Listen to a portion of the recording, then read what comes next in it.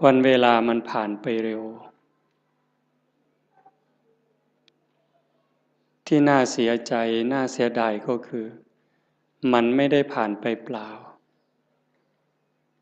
ผ่านแล้วผ่านเลยแล้วเอาความแก่ให้เราเอาความพลัดพรากให้เราพาความตายใกล้เราเข้ามาเราผู้เป็นสัตว์ที่ยังต้องเวียนว่ายตายเกิดไม่รู้จบไม่รู้สิ้นเราก็ยังเผลอเราก็ยังมัวประมาทเหมือนกับว่าเราจะไม่ตายหรือบางคนก็เชื่อว่าตายแต่คิดว่าตายแล้วคงจบหรือยังไงจึงมัวเพลิดเพลินมัวกินมัวเล่นมัวสนุกสนานแข่งแย่งแข่งขันเอารัดเอาเปรียบกดขี่ข่มเหงชิงดีชิงเด่นถ้ามันยังมีความรู้สึกอย่างนี้ก็น่าเสียดายชีวิตที่ได้เกิดมาเป็นมนุษย์ได้มาพบพระพุทธศาสนาประโยชน์ที่ควรจะได้มันกับเสียไปอันนี้คงไม่ใช่คำพูดเล่นๆโยมลองนึกดูเถอะพิจารณาดูดีๆแต่มาเชื่อว่าญาติโยมทุกท่านเนี่ยได้เข้าวัดได้ทำบุญทั้งให้ทานทั้งรักษาศีลปฏิบัติธรรมฟังธรรมเจริญภาวนามาหลายคนก็ชั่วชีวิตแต่ดูเถอะแม้แต่ตั้งใจดีแล้วเป็น20 30 40 ปีมาเราได้อะไรเป็นเครื่องประดับจิตประดับใจบ้างความสงบแห่งจิตเกิดขึ้นหรือยังดับสังขารได้หรือยังไม่ใช่ง่ายทั้งที่เราเพียรทั้งที่เราตั้งใจบ่อยครั้งทั้งที่ตั้งใจทำดีแต่ก็เผลอไปคว้าเอาบาปก็บ่อยครั้งนี่มันเป็นเรื่องของความจริงเลย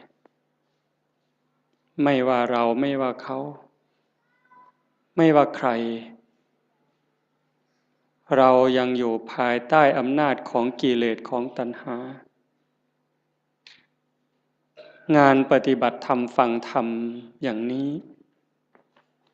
มันจึงเป็นงานที่น่าอนุโมทนาอาตมาก็ไม่อยากให้เราผ่านไปเฉยๆจึงอยากให้เราเจริญสมาธิเจริญภาวนาเพราะฟังธรรมก็ต้องทำจริงๆถ้าทำเล่นฟังเล่นมันก็เล่นของจริงกับของเล่นมันคนละอย่างในขณะที่เราหัวเราะสนุกสนานรู้หรือไม่ว่าความตายก็ไม่ได้ปล่อยโอกาสความแก่ก็ไม่ได้ปล่อยให้เราผ่านไปขณะเรากินเราเล่นเราสนุกสนานความแก่ความเจ็บความตายเขาก็ทำหน้าที่ไล่หลังเรามาตลอดเวลาแม้แต่เราทำบุญให้ทานรักษาศีลฟังธรรมเจริญภาวนาความตายความแก่ความเจ็บเขาก็ทำหน้าที่ตามปกติทั้งคนดีคนชั่วคนบุญคนบาปมหาโจรหรือพระอริยเจ้าความแก่ความเจ็บความตายเขาก็ตามหลังมาทำหน้าที่โดยปกติไม่ได้สนใจว่าใครจะเป็นใครแต่ที่องค์สมเด็จพระบรมศาสดาสัมมาสัมพุทธเจ้าสรรเสริญยกย่องให้คุณให้ค่าก็ตรงที่บุคคลนั้นเป็นผู้ไม่ประมาท ไม่ประมาทในความยังหนุ่มยังสาวไม่ประมาทในความไม่เจ็บไม่ไข้จะหนุ่มจะสาวจะแก่จะเฒ่าจะเจ็บไข้หรือแข็งแรงก็เพียรตั้งหน้าตั้งตาทำบุญทำกุศลสร้างประโยชน์ตนประโยชน์ท่านให้เต็มกำลังบุคคลชนิดนี้แหละที่พระพุทธองค์ยกย่องฉะนั้นในเมื่อเราทั้งหลายปฏิญาณตนเป็นพุทธมามกะเป็นพุทธบริษัทผู้ที่เคารพนับถือองค์สมเด็จพระบรมศาสดาเราก็ต้องทำในสิ่งที่พระองค์ชี้ทางชี้แนะสิ่งที่พระองค์ทรงชื่นชมชื่นชอบการฟังธรรมปฏิบัติธรรมฟังธรรมให้เห็นธรรมเราก็ฟังบ่อยฟังธรรมให้เห็นธรรมไหมให้เข้าใจไหมจริงๆธรรมะนั้นไม่ได้อยู่ที่ไหนธรรมะอยู่ที่เราอยู่ที่กายที่จิตสุขก็อยู่ที่จิตทุกข์ก็อยู่ที่จิตคนดีก็เพราะใจดีคนร้ายก็เพราะใจร้ายจะเป็นคนโลภก็เพราะใจโลภจะเป็นพระก็ใจนี้เป็นไม่ใช่ร่างกายไม่ใช่เครื่องแต่งตัวพระจริงๆในพุทธศาสนาพระโสดาบันยังอยู่ในคราบของชาวบ้านมีครอบมีครัวมีผัวมีเมียนางวิสาขาเป็นพระตั้งแต่อายุ7 ขวบเด็กน้อยเห็นไหมฉะนั้นเครื่องแต่งตัวนี้ก็เป็นเครื่องหมายเป็นสัญลักษณ์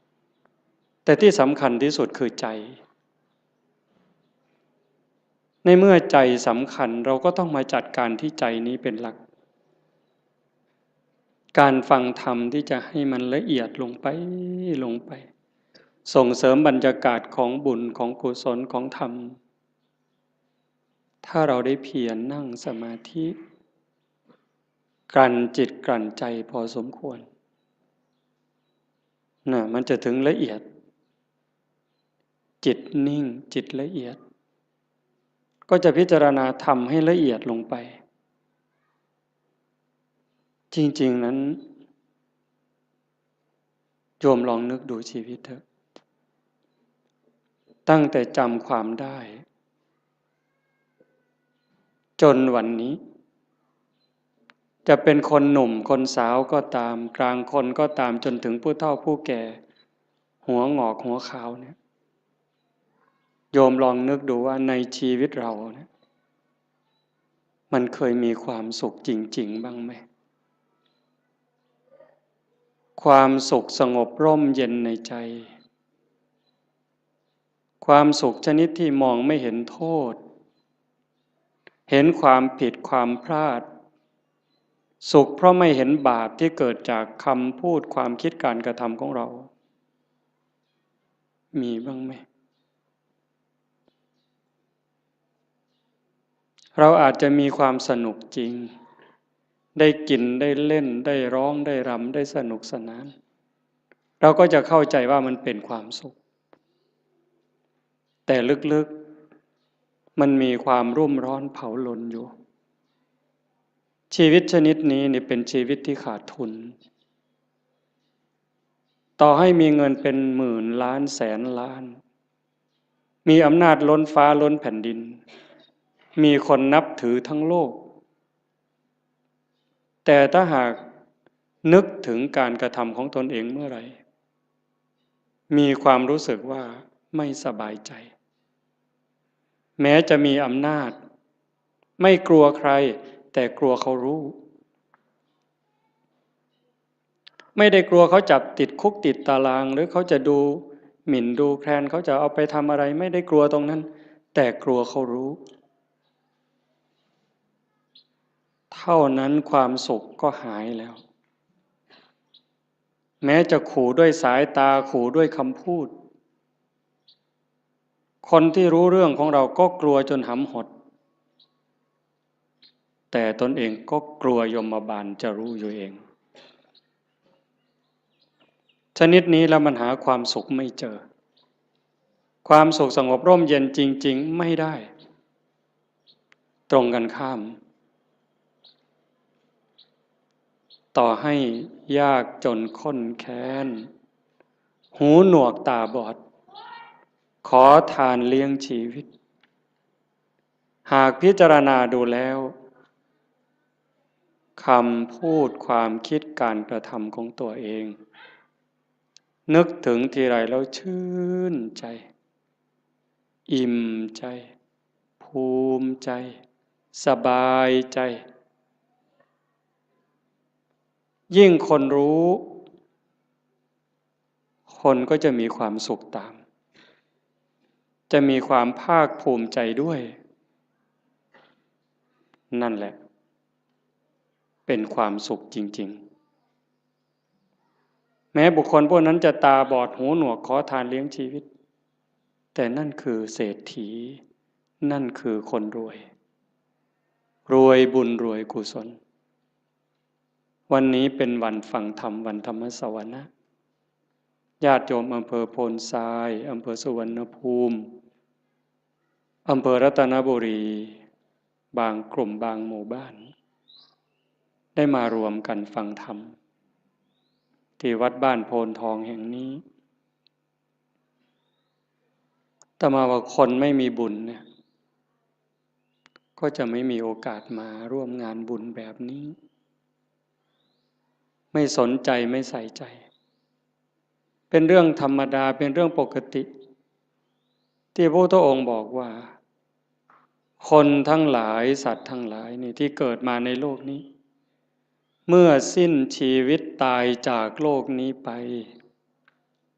โอกาสจะไปแออัดยัดเยียดกันอยู่ในอบายภูมิมีนรกเป็นต้นนั้นมากมายเหมือนเม็ดดินในภูเขาหิมาลัยมีส่วนน้อยเท่ากับดินที่ติดในเล็บมือที่ตัดสั้นๆเสมอเนื้อเพียงแค่นิ้วเดียวที่เมื่อสิ้นลมหายใจแล้วจะต้องไปอุบัติบังเกิดอย่างสุคติโลกสวรรค์มีน้อยนิดเดียวเหมือนกับดินที่ติดในเล็บ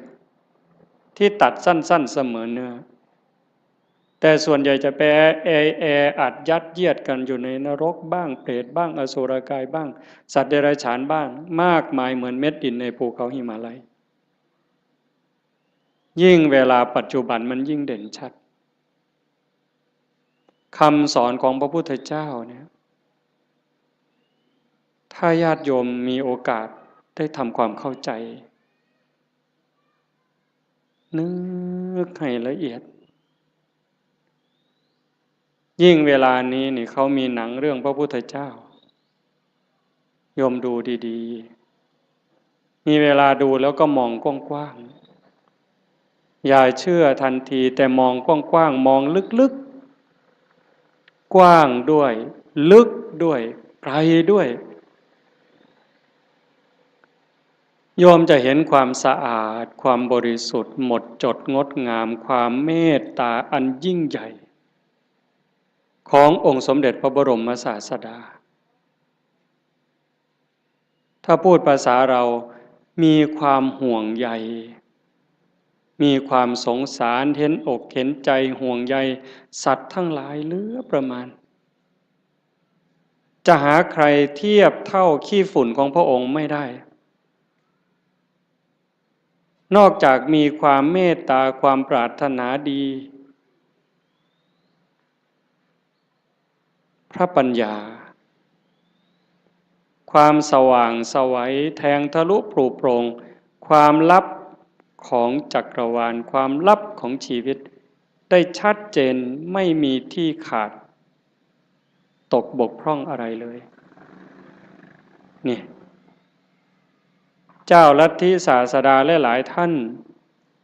มีความรักมีความเมตตามีความห่วงใยต่อเพื่อนร่วมทุกข์เกิดแก่เจ็บตายก็มากแต่ปัญญาที่จะชี้ทางออกบอกทางถูกให้กับคนนั้นไม่พอปัญญาไม่พอปัญญาไม่ถึงแต่พระพุทธเจ้านั้นปัญญาสว่างไสว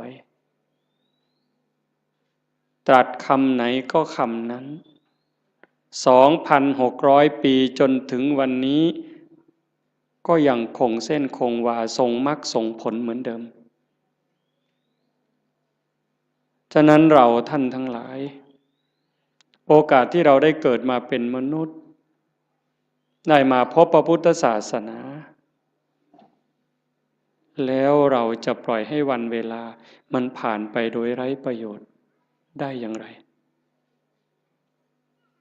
เพราะเราไม่แน่ใจไม่มั่นใจเลยว่าถ้าเราสิ้นลมลงไปจากชีวิตนี้แล้วเมื่อกายกับจิตแยกทางกันเดินเราจะไปไหนโยมมั่นใจหรือยังวางใจได้หรือยังว่าเราจะไปไหนถ้าโยมถามอาตมาล่ะพระอาจารย์มั่นใจรู้ทางไปหรือยังอาตมารู้ว่าอาตมาไม่ปลอดภัยโอกาสที่จะร่วงลงสู่อบายนั้นมีสูงมากอันนี้พูดเรื่องจริงเลยเนี่ยโอกาสที่อาตมาจะต้องตกนรกนั่นก็สูง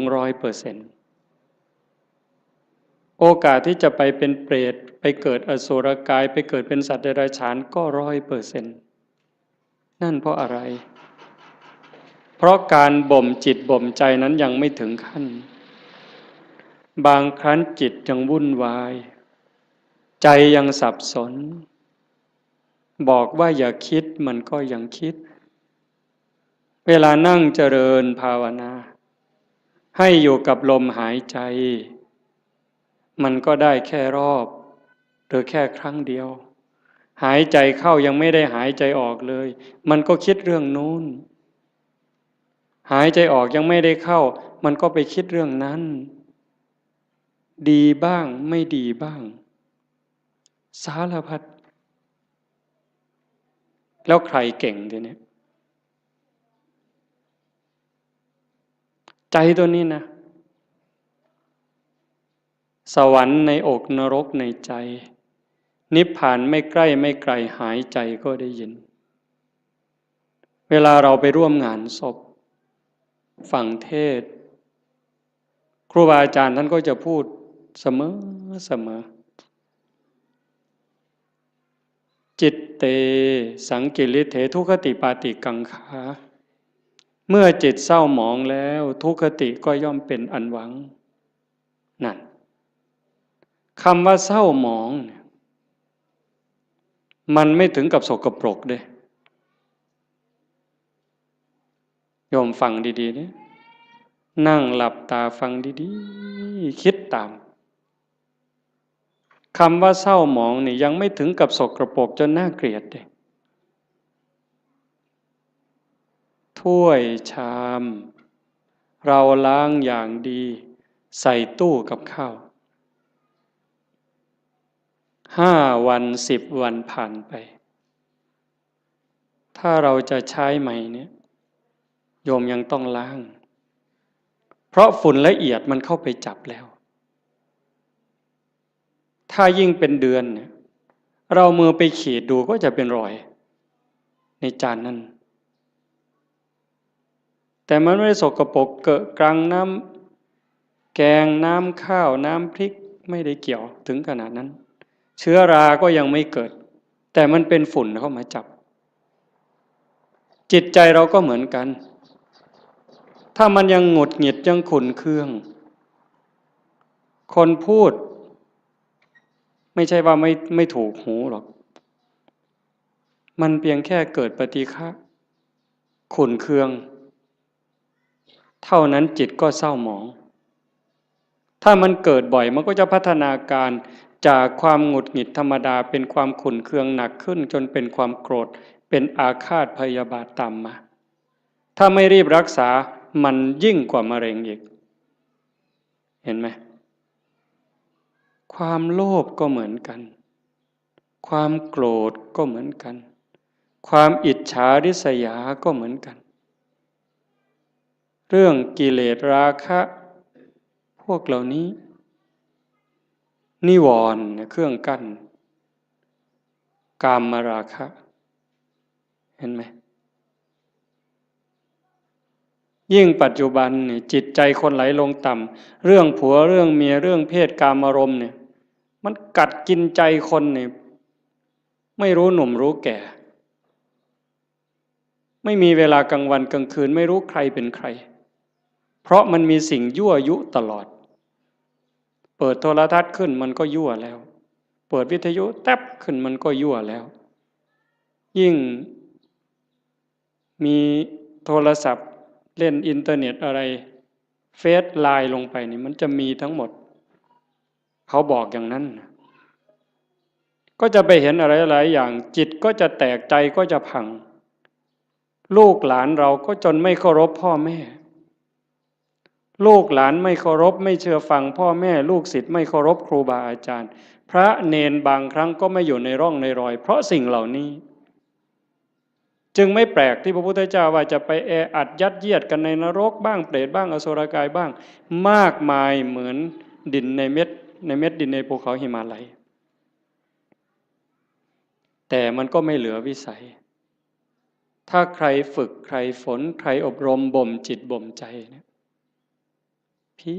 ยรวันนี้ยังไม่ได้แต่ไม่ลดไม่ละในขณะที่เราเพียรฝึกขัดเกลาจิตใจตนเองแม้มันยังไม่สงบแต่บุญนั้นเราได้แล้วบุญนี่มันเกิดบุญนั้นมันได้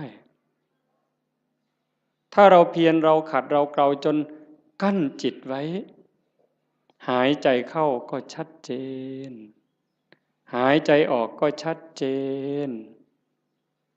ช่วงที่เราเห็นลมเข้าชัดเจนลมออกชัดเจนช่วงนั้นกิเลสขาดไปจากใจ1 รอบ2 รอบ3 รอบขยายยืดเวลาให้มันมากขึ้นมากขึ้นมากขึ้นพอเรารู้จักขยายเวลาให้จิตอยู่กับความว่างจากความยึดมั่นหมายแห่งความเป็นตัวตนได้มันจะพัฒนาไปเรื่อยพรากเวทนาเวลาตาเห็นหูได้ยินจมูกได้กลิ่นลิ้นได้รสกายสัมผัสใจนึกคิดแล้วเราไม่ดึงเข้ามาเป็นเจ้าข้าวเจ้าของรู้แล้วก็ปล่อยมันเป็นเรื่องของธรรมชาติกลับมาอยู่กับอารมณ์ขององค์พระกรรมฐานไว้เรื่อยๆถ้าเราทำได้อย่างนี้บ่อยๆนั่นเก่งแล้วแกร่งแล้วถ้าเรารักษาจิตสภาพนี้ไว้ได้ในขณะเป็นอยู่ในขณะเจ็บป่วยหรือขณะใกล้ตายจิตเราก็จะไปอีกทางหนึ่งจิตเตอสังกิริเถสุขติปาติกังขาเมื่อจิตไม่เศร้าหมองแล้วสุขติก็ย่อมเป็นที่หวัง เรื่องนี้มันอาจจะฟังยากไม่สนุกฟังแบบหนึ่งมันไม่สนุกเลยแต่ถ้าคนรักตนเองล่ะถ้าคนที่รักตนเองสงสารตนเองห่วงใยตนเองห่วงใยจิตวิญญาณตนเองนี่ฟังเรื่องนี้นี่มันจะสนุกมากมันจะดูดไปเลยฟังแล้วสนุกอยากติดตามอยากทำความเข้าใจมันจะติดตามแต่ติดตามเฉยๆมันก็จะไม่รู้ถ้าเราฝึกด้วยอย่างตอนนี้เนี่ยเอาคนที่พอสู้ได้เด้ยืดตัวตรงๆหายใจเข้ายาวๆลึกๆทำใจสบายๆปล่อยลมยาวๆสบายๆไม่กดไม่เกร็งพยายามตามเข้าตามออกหรือดูที่จุดลมกระทบถ้ามันเห็นอย่างนั้นความอิ่มใจมันจะเกิดวัน1 2 3 วันนี่ยังไม่เท่าไหร่ ถ้าเราทำไปเรื่อยๆผ่านวันที่3ผ่านวันที่4น้ำตาเริ่มมีนึกอะไรน้ำตาก็จะไหลมีความทุกข์ความวิตกกังวลพอน้อมจิตมาดูลมให้แนบสนิทสติดูที่จุดลมกระทบแนบสนิทลากลมละเอียดละเอียดเข้ายาวออกยาวความรู้สึกเป็นสุขอิ่มเอิบใจมันก็เกิดมาอันนี้ยังไม่ใช่วิเศษวิโสอะไรหรอกเป็นเรื่องธรรมดาถ้าเราทำไปเรื่อยๆเรื่อยๆกลั่นจิตกลั่นใจของเราอย่างนี้บุญนั่นมันมากกว่าทอดกฐินเป็น800 ล้านไม่ต้องลงทุนลงแรงเลยนะบุญนี่มันต้องใช้ทุนใช้เงินใช้ทองอยู่ในบางเรื่องทานเนี่ยแต่ว่าการยกจิตยกใจเนี่ยมันไม่ได้ใช้อาศัยบ้างนิดหน่อยการให้ทานเป็นเพียงแค่เครื่องประดับจิตประดับใจให้จิตใจได้อิ่มเอิบได้เป็นเครื่องหมายแต่ถ้าเราทานตัวนี้บริจาคความโกรธบริจาคความหงุดหงิดขุ่นเคืองความเห็นแก่เนื้อแก่ตัวความรู้จักเอารัดเอาเปรียบเนี่ยพยายามสลัดสิ่งนี้ออกไปให้ทานความสะดวกสบายออกไปฝึกฝนอบรมตนพอเราทำอย่างนี้บ่อยๆบ่อยๆมันจะได้ติดในองค์อาตมารับประกันเลยนะรับประกันแม้เราจะทุกข์จะยากจะเหน็ดจะเหนื่อยปวดหลังปวดเอวปวดแข้งปวดขาก็เถอะเมื่อเราเพียรทำเข้ามันจะรู้สึกชอบรู้สึกยินดีรู้สึกพอใจแม้บางครั้งที่เราเผลอพอมันทำจนชินบ้างแล้วเวลาเราเผลอมันลักมาอยู่กับลมหายใจความรู้สึกตัวสติสัมปชัญญะลักมาอยู่กับลมหายใจเหมือนกับตอนแรกๆเราฝึกกำลังเดินจงกรมกำลังนั่งสมาธิมันลักไปอยู่กับลูกกับหลานลักไปอยู่กับไร่กับนากับทรัพย์สินสมบัติแบบเดียวกันจิตมันกำลังจะไหลมาทางดีนี่นะเป็นสิ่งที่เราจะได้พึ่งพาอาศัยญาติโยมฟังอีกครั้งสิ่งที่เรากำลังมาทำไม่ว่าจะเป็นการให้ทานก็ตามการรักษาศีลนี้ก็ตามการฟังธรรมเจริญภาวนานี้ก็ตามสิ่งนี้จะเป็นสิ่งที่เราได้พึ่งพาอาศัยชาตินี้ก็ตามชาติหน้าก็ตามชาติต่อไปก็ตามแม้เวลาเจ็บเวลาป่วยเวลาใกล้ตายจะได้อาศัยสิ่งนี้ยิ่งกว่าแก้วแหวนเงินทองแก้วแหวนเงินทองลูกหลานสามีภรรยาจะมีมากมายมียศมีตำแหน่งยิ่งใหญ่ขนาดไหนถึงเวลาเราเจ็บไข้โยมไปดูเถอะอยู่ในหมู่บ้านก็ตามโรงพยาบาลก็ตามถึงคราวเจ็บป่วยหนักเข้าจริงๆเนี่ยคนจะรักเราจะเป็นสามีภรรยาเป็นลูกเป็นหลานเป็นพ่อแม่พี่น้องเพื่อนสนิทมิตรสหายเขาก็ช่วยไม่ได้แบ่งเจ็บไม่ได้แบ่งป่วยไม่ได้ผ่าตัดแทนไม่ได้กินยาแทนไม่ได้แล้วความหวาดกลัวที่มันเกิดล่ะถ้าบอกว่าต้องผ่าตัดหวาดกลัวไหมกลัวมีดหมอไหมกลัวจะสลบไม่ฟื้นไหมใครแบ่งล่ะพ่อแม่พี่น้องสามีภรรยาเพื่อนพ้องก็เพียงแค่ให้กำลังใจใจดีๆไม่เป็นไรหรอกเขาก็พูดได้เพียงแค่นั้นแต่ถ้าถามว่าถ้าเป็นเขาล่ะก็ไม่ได้ต่างจากเราหากเราฝึกจิตฝึกใจให้มันมีความมั่นคงเนี่ยทำจิตให้มันเกิดความมั่นคงมันไม่หวั่นไม่ไหวตรงนี้นี่ได้เปรียบตายก็ไม่ว่าเป็นอย่างนั้นจริงๆไงโยมเวลาที่เราฝึกสติฝึกสมาธิได้เกิดความมั่นคง มันจะไม่กลัวยิ่งเราทำบุญไปบ่อยๆบ่มบุญบารมีไปเรื่อยๆอันนี้เป็นทุนอยู่แล้วแต่ตัวที่เราฝึกจิตฝึกใจให้เกิดความมั่นคงไม่หวั่นไม่ไหวอันนี้จะหนุนสูงที่สุดยิ่งปัญญารอบรู้เห็นว่าชีวิตเกิดมาแล้วมันเอาแก่มาด้วยมันเอาแก่มาด้วยเอาเจ็บมาด้วยเอาพลัดพรากจากสิ่งรักสิ่งที่หวงแหนให้เราไปประสบกับสิ่งที่เราไม่พึงพอใจไม่ปรารถนา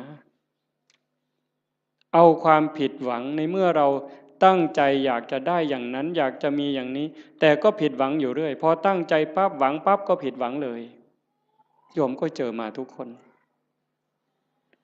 เกิดเป็นธรรมดาแก่เป็นธรรมดาเจ็บเป็นธรรมดาสุดท้ายก็จะตายเป็นธรรมดาทำไมล่ะถึงต้องตายเพราะตายมันมาพร้อมกับเกิดในเมื่อมันเป็นอย่างนี้เราก็ต้องยอมรับฝึกจิตฝึกใจให้เห็นความจริงอย่างนี้อยู่บ่อยๆเตรียมตัวตายไว้เสมอทุกวันทุกวันมีคนไปกราบถามหลวงปู่พุทธทาสว่าทำอย่างไรชีวิตถึงจะได้ประโยชน์ที่สุดถ้าพูดถึงบุญจะได้บุญมากที่สุดหลวงปู่พุทธทาสบอกว่าให้ทำความรู้สึกเหมือนกับว่าวันนี้เป็นวันสุดท้ายวันนี้เป็นวันสุดท้ายของเราที่อยู่ในโลกพอค่ำลงวันนี้เราจะตายอะไรที่เป็นบุญเป็นกุศลที่ยังไม่ได้ทำให้รีบทำบาปอกุศลอะไรที่ยังไม่ได้ละก็ให้รีบละขัดข้องหมองใจกับใครทำผิดทำพลาดกับใครก็รีบไปขอโทษเขาซะใครทำคุณทำประโยชน์กับเรายังไม่ขอบคุณเขาด้วยปากหรือไม่ได้ขอบคุณเขาด้วยใจก็รีบซะในเมื่อเราขอบคุณเขาขอโทษเขาจิตใจเราจะปลอดโปร่งโล่งเบาขึ้นง่ายต่อการภาวนาอีกจากนั้นก็พิจารณาชีวิตมันไม่มีอะไรเป็นของเราเลยโยมดูเถอะอันนี้โยมอย่าเชื่ออาตมานะโยมใช้สมองของโยมธรรมะมันอยู่ที่ใจเราโยมไม่ได้อยู่ที่คำพูดไม่อยู่ในหนังสือไม่อยู่ในพระไตรปิฎกเลยไม่ใช่เลยอยู่ในใจเนี่ยตัวรู้โยมมีพร้อมทั้งหมดทุกคนไม่ได้ต่างกันเวลาโกรธเนี่ยถ้าไม่มีธรรมะต่างคนก็ต่างอวดกันเนี่ยอวดความเกลี้ยกล่อมความแกร่งกล้าความเลวร้ายของตนเองอวดโง่เขาว่าอย่าอวดดีนี่อาตมาว่ามันดีถ้ามีดีให้อวดนี่รีบอวดแต่ส่วนมากอวดโง่เห็นไหมกินเหล้าเลยหลายลังก็ไปอวดเขาว่ากินได้หลายลังอวดโง่นั่นมันอวดโง่ไม่กลัวใครใครจะลองเอาอะไรก็ว่ามาท้าตีท้าต่อยนั้นอวดโง่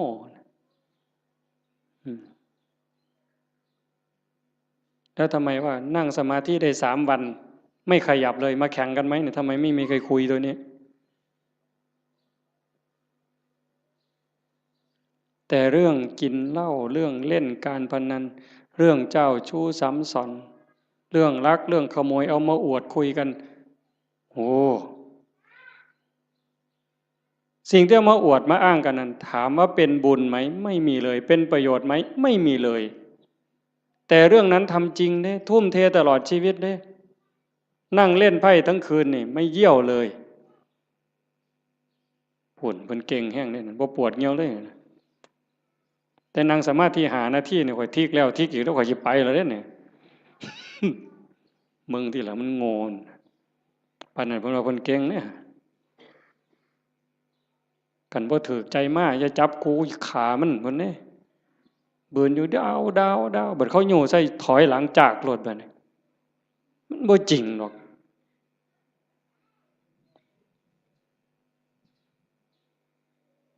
แต่เวลาทำคุณงามความดีนี่โอ้ยบ่คักแม่ใหญ่บ่คักเพิ่นเด้เพียรในการประพฤติปฏิบัตินี้ก็ไม่เท่าไหร่แต่ก็ยังดีเรามาขนาดนี้ก็ให้เราเข้าใจว่าเรากำลังเก็บเกี่ยวสัมภารธรรมค่อยๆเก็บค่อยๆทำเก็บกรรมเพิ่มเติมทีละนิดทีละหน่อยอย่าสนุกสนานมากหัดพรากด้วยดิหัดพรากจากลูกจากหลานบ้างเบิ่งจังหนึ่งก็เป็นตะลุโตนย่ายอยู่ดอกคันบ่ไปอเซาะเลี้ยงหลานก็ย่านเขาบ่ให้กินก็ทำท่าหักลูกเขาไปซั่นละพอเขาให้อยู่นำที่จริงนี่เขาเห็นหมู่เจ้าหมดประโยชน์แต่โดนแล้วได้หมู่เจ้าฮู้บ่เด้ท่านฮู้โตบ่ว่าเขาว่าหมู่เจ้าเป็นคนบ่มีประโยชน์แล้วเด้ซุมื้อใครแน่แต่ครูบาได้พอได้ย่องหมู่เจ้านี่พอได้กินข้าวนำมื้อซื่อเด้คันลองหมู่เจ้าจังหันบ่ได้โลดครูบาก็บ่เบิ่งหมู่เจ้าพอตายคือกันนี่หิฟ้าวเฮ็ดบุญฟ้าวภาวนาลงวัดลงว่าเอาจริงเอาจังมันสิมีเวลาอีกจักมื้อเจ้าว่าอีกจักหน่อยก็ออกพรรษาแล้วอีก7มื้อนึงลมวีมื้อนี้ไทจำบีก็ออกเที่ยวซั่นเด้เพิ่นว่าลมวีไทจำบีออกเที่ยวจักสิไปไสแล้วไทจำบีก็ได้ผู้สิตายแน่นี่ล่ะหาเลิกหายามแล้วเพิ่นสิสึกเพิ่นสิไปรวยเพราะเพิ่นเก่าหั่นล่ะมันสิได้พอ3มื้อบ่หัวตีดินคือเก่าอย่ามาคุยเถอะเว้ยสิสึกไปเลี้ยงแม่บ่มีผู้อยู่นำพ่อนำแม่เพิ่นเอาคือดอกโอ้ยบ่เห็นกลุ่มมือจักหลายออกไปปั๊บศพอยู่แก่คันหัวพุ่นบ่พอข้าวตีกันแล้วบักทิศนั่นเพิ่นว่าแม่ยากอีกบัดนี้ไปเว้าคว่ำไปเสียค่าเหล้าให้มันบักทิศทิศมาจากคำว่าบัณฑิตผู้ฮู้ผู้ฉลาดฮู้ดีฮู้ชั่วหมดแล้วเป็นหยังจังไปฆ่ากันตีกันให้แม่ยากแหวงให้แม่ไปเสียค่าเหล้ามันปลอมบวชมันจะ3ศาสตร์พุ่นครูบาเขียวเจ้าของมันหูดำหูแดงมึงนะเพราะว่าโอกาสที่จะอยู่ในสภาพเช่นนี้เวลาที่จะเก็บเกี่ยวบุญกุศลฝึกตนเองแบบนี้มันไม่มีจะหมดโอ้ว่าแล้วก็เรื่องหนึ่งเด้อยายเด้อจะว่าเรื่องดีก็ดีเด้เรื่องน่าสลดใจก็น่าสลดใจแต่ทุกอย่างมันมีคู่ในความชั่วก็มีความดีในความรู้สึกสลดใจก็มีความภาคภูมิใจอยู่ในนั้นตอนนี้สามเณรทางจังหวัดศรีสะเกษ19สามเณรในโรงเรียนนี่แหละเพราะมันป่านนั้นนี่ยังเป็นของจริงอย่าไปเฮ็ดเราเด้อปล่อยแล้วกันสุดยอดแล้วนะ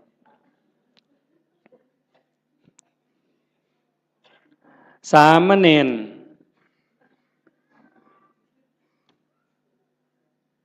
เห็นญาติโยมไปจำศีลเนี่ยฟังดีๆได้เรื่องนี้นะ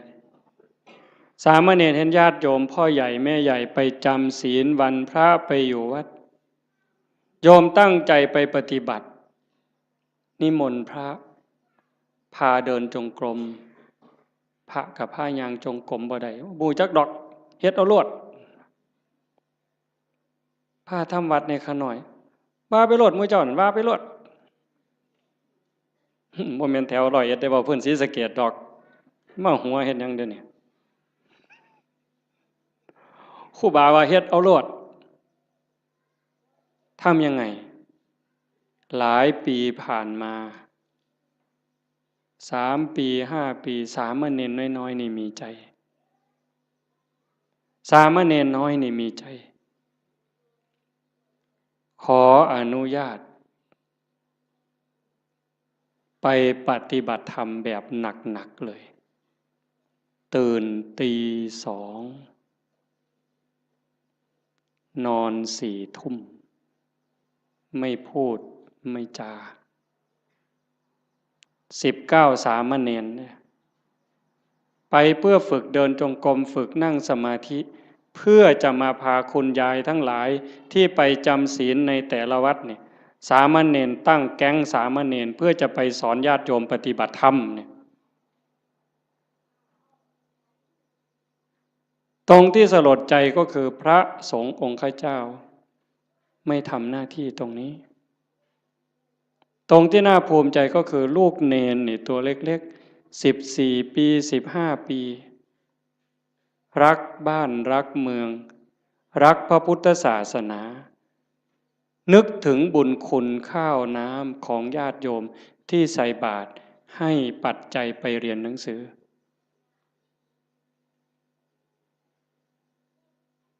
เหตุการณ์นี้เกิดขึ้นแล้วอาตมาได้ยินข่าวอาตมาก็จะสนับสนุนเต็มกำลังเลยตัวเนี้ยดังนั้นญาติโยมโอกาสที่เราจะมีโอกาสมาร่วมกันฟังธรรมประพฤติปฏิบัติมีครูบาอาจารย์ที่ชักชวนวิงวอนขอร้องให้เราทำอย่างนี้ไม่ใช่เรื่องง่ายเป็นเรื่องที่หายากที่สุดในเมื่อเราได้แล้วมีแล้วพบแล้วเจอแล้วอย่าปล่อยให้มันผ่านไปเปล่าให้เราได้ตั้งใจฝึกฝนอบรมบ่มจิตบ่มใจตนเองอย่าไปเสียดายอย่าไปอาลัยกับความสุขความสบายแบบโลกมากนักอย่าไปอยากร่ำอยากรวยถ้าจะรวยมันก็รวยแล้วเฮ็ดมาตั้งแต่หัวทอบักแข่งหมดตั้งแต่เป็นบ่าวเป็นสาวก็เฮ็ดมาเต็มกำลังแต่งการแต่งงานมีขอบมีขั้วก็หัวหมุนก้นซุบปากกัดตีนยันบาแบกหลังหนุนคำบ่ได้ยืนขึ้นบ่ได้อยู่ปานนั่นมันก็บ่พออยู่พ่อกินบัดหัวงอกก่อนซ่อนเราสิหวังรวยนี่โอ้ยข่อยว่าเจ้ากินยาพิษเม็ดแล้วข่อยว่าเนี่ยข่อยว่าเจ้าบ่พบปัวแล้วขันรวยเจ้ารวยแต่เหิงแล้วสิมารวยเอามือนี่มันบ่แม่นแล้วล่ะพี่ประสาถามล่ะยามใดเท่านั้นสิมาแม่นบ่ยายได้ยินบ่ย่างผ่านเม่นมายายมื้ออื่นใส่บ่ยายเย็นมาหลายมื้อแล้วตัวบ่ว่าตัวฝ่าวเขามันมีอีหยังเป็นของเฮาเนี่ยก็คิดเบิ่งดีๆอีหยังที่เฮาควรอยากได้หลายๆบอกแนวนี้บ่แม่นให้ขี้คร้านเด้อโอ้ยฟังเทศน์แล้วเป็นนี่กูนอนซะดอกเพิ่นสิว่าก็บ่แม่นอีกแนวนั้นเฮ็ดตามสมควรตามกำลังให้มันได้พระพุทธเจ้าเพิ่นบ่สอนให้ขี้คร้านขยันแฮงแต่ดีแต่ว่าให้ฮู้ว่าสิ่งเหล่านี้เนี่ยเป็นสมบัติของโลกบ่โดนเฮาก็จากมันคันเฮาบ่จากมันมันก็สิจากเฮาเทิงตอนเป็นแล้วก็ตอนตายลางเทื่อเฮาเป็นอยู่นี่โจรมันลักไปซ้ำลางเทื่อมันลักเอาโดยมันบ่บอกเฮาลางเทื่อมันมาญาติเอาซื่อๆดีบ่ดีเฮาเจ็บย้อนทรัพย์เจ้าของเขายืมแล้วบ่คืนอันนี้ก็มีอยู่เห็นบ่อันนั้นของภายนอกแม้แต่ของภายในที่เฮามีโยมว่ามีหยังแล้วโยมสำบายแน่เอาถามโยมเด้นี่แม่ใหญ่หมู่เจ้าเฒ่าแล้ว70ก็มีแล้วหมู่เจ้าสำบายย้อนมีอีหยังแหน่ลองเว้าให้ฟังเบิ่ง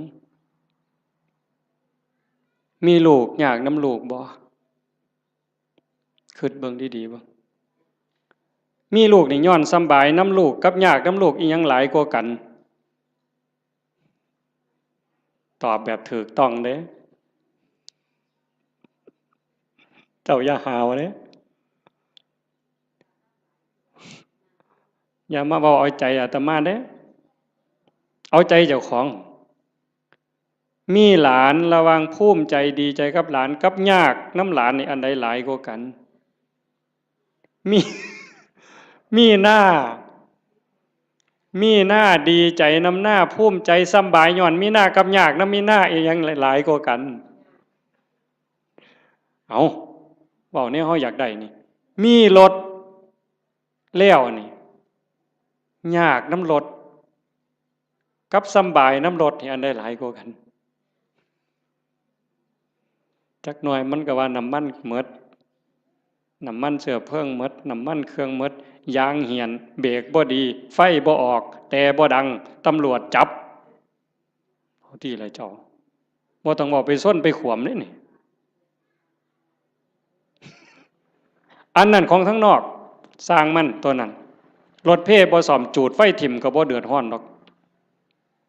เว้าพื้นเจ้านี่บัดเจ้ามีตานี่เจ้ายากน้ำตาบ่เอา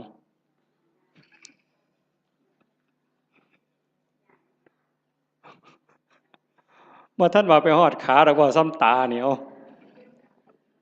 ยากน้ำมันบ่นี่มีผมนี่เจ้าว่ายากน้ำผมนี่ซ้ำใดเจ้าว่าตั้งแต่เจ้าเกิดมาตั้งแต่โกนผมไฟตั้งแต่ตัดมาแต่ฮอดพุ่นตั้งแต่พุ่นจนฮอดพี่หมดจักแสนแล้วค่าตัดผมนี่เอาค่าตัดค่าย้อมมันนี่หมดไปจักแสนผู้บางคนผมซื้อกับเฮ็ดให้มันหยองเอาลองเบิ่งเจ้าเอา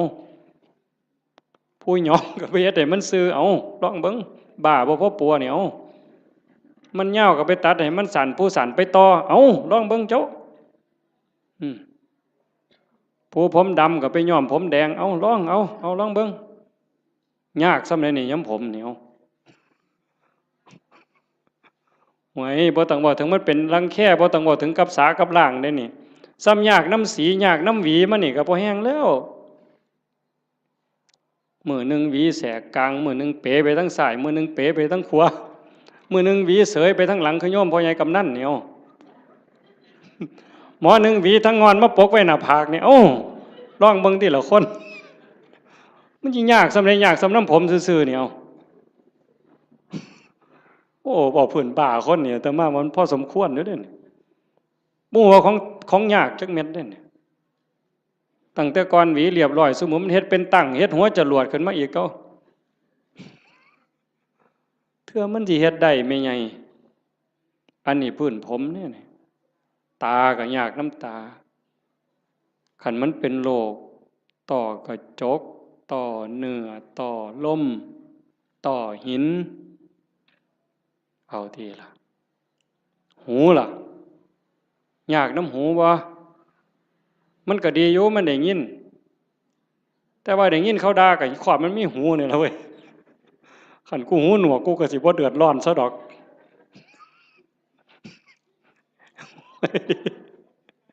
มึงติล่ะว่ามันดีบนไหนล่ะพุทธเจ้าว่าบ่เนี่ยพระพุทธเจ้าเพิ่นสอนกรรมฐานนี่หลวงพ่อเจ้าคณะอำเภอหลวงพ่อเจ้าคณะตำบลเป็นอุปชฌาย์พร้อมบวชเนียนก็ตามเลยเพิ่นให้เฮียนกรรมฐานเกษาผมทั้งหลายโลมาขนทั้งหลายนาขาเล็บทั้งหลายตะโจอีหยังทันตาฟันตะโจหนังผมขนเล็บฟันหนังตั้งแต่ขนตาซื่อๆนี่ไม่ไงยากบ่ขนตาเจ้าว่ามันก็บ่ได้ยากนะมันปานใดล่ะมันอยู่ซื่อๆบัดมันโลนเข้ามาแท่งเข้าทางในนี่เจ้าโอ้ยกูมาคือลังหนหวยคักแต่น้อบัดนี้เนาะขนตาซื่อๆนี่ได้นี่บ่พอล้มพอตายแต่มันหันหนหวยเนาะแขวบาดนี้เอาผมขนเล็บเอาเล็บก่อนตัดมาหลายปานใดนี่เล็บหมดมีดจักดวงขูดไปเท่าใดอันนี้ง่ายๆได้แบบครูบาตัดทิ่มแล้วกันแล้วแต่ขันของไม่ออกได้บัดนี้ ซุมื้อนี้ย้อมสีซื่อๆก็บ่พอจักเอาหยังมาแต้มอีกบัดนี้โอ้ยแต่งเล็บเทื่อนึงนี่ซื้อปุ๋ยได้3กระสอบแม่ใหญ่บ้าบ่เจ้าว่าหั่น จักเล็บมือเล็บตีนเนี่ยอันนี้กรรมฐานเนี่ยพระพุทธเจ้าให้เฮียนเด้เล็บตีนผู้บางคนก็ตัดเองบ่ได้ไปให้เขาตัดให้อันไข้อยู่ค่ะมันบ่เจ็บบ่ปวดสมัยนี้บ่มีผู้ใดเป็นเล็บตีนสักปานใดติเนาะจักสิว่าปวดจักสิว่าคันจักสิว่าเจ็บเหม็นก็เหม็นเว้ยแต่ว่ากิ้มแล้วเพิ่นบ่ถิ่มเด้อล่ะเป็นอยู่บ่ทั้ง101นี่กิ้มเล็บตีนเน่ามาดมนี่โอ้ยข้อยว่าพ่อไปถิ่มหมดซุคนนั่นล่ะเว้ยบ้าใหญ่อยู่เด้นี่คันว่าเจ้าของดีหมดได้ไผก็ได้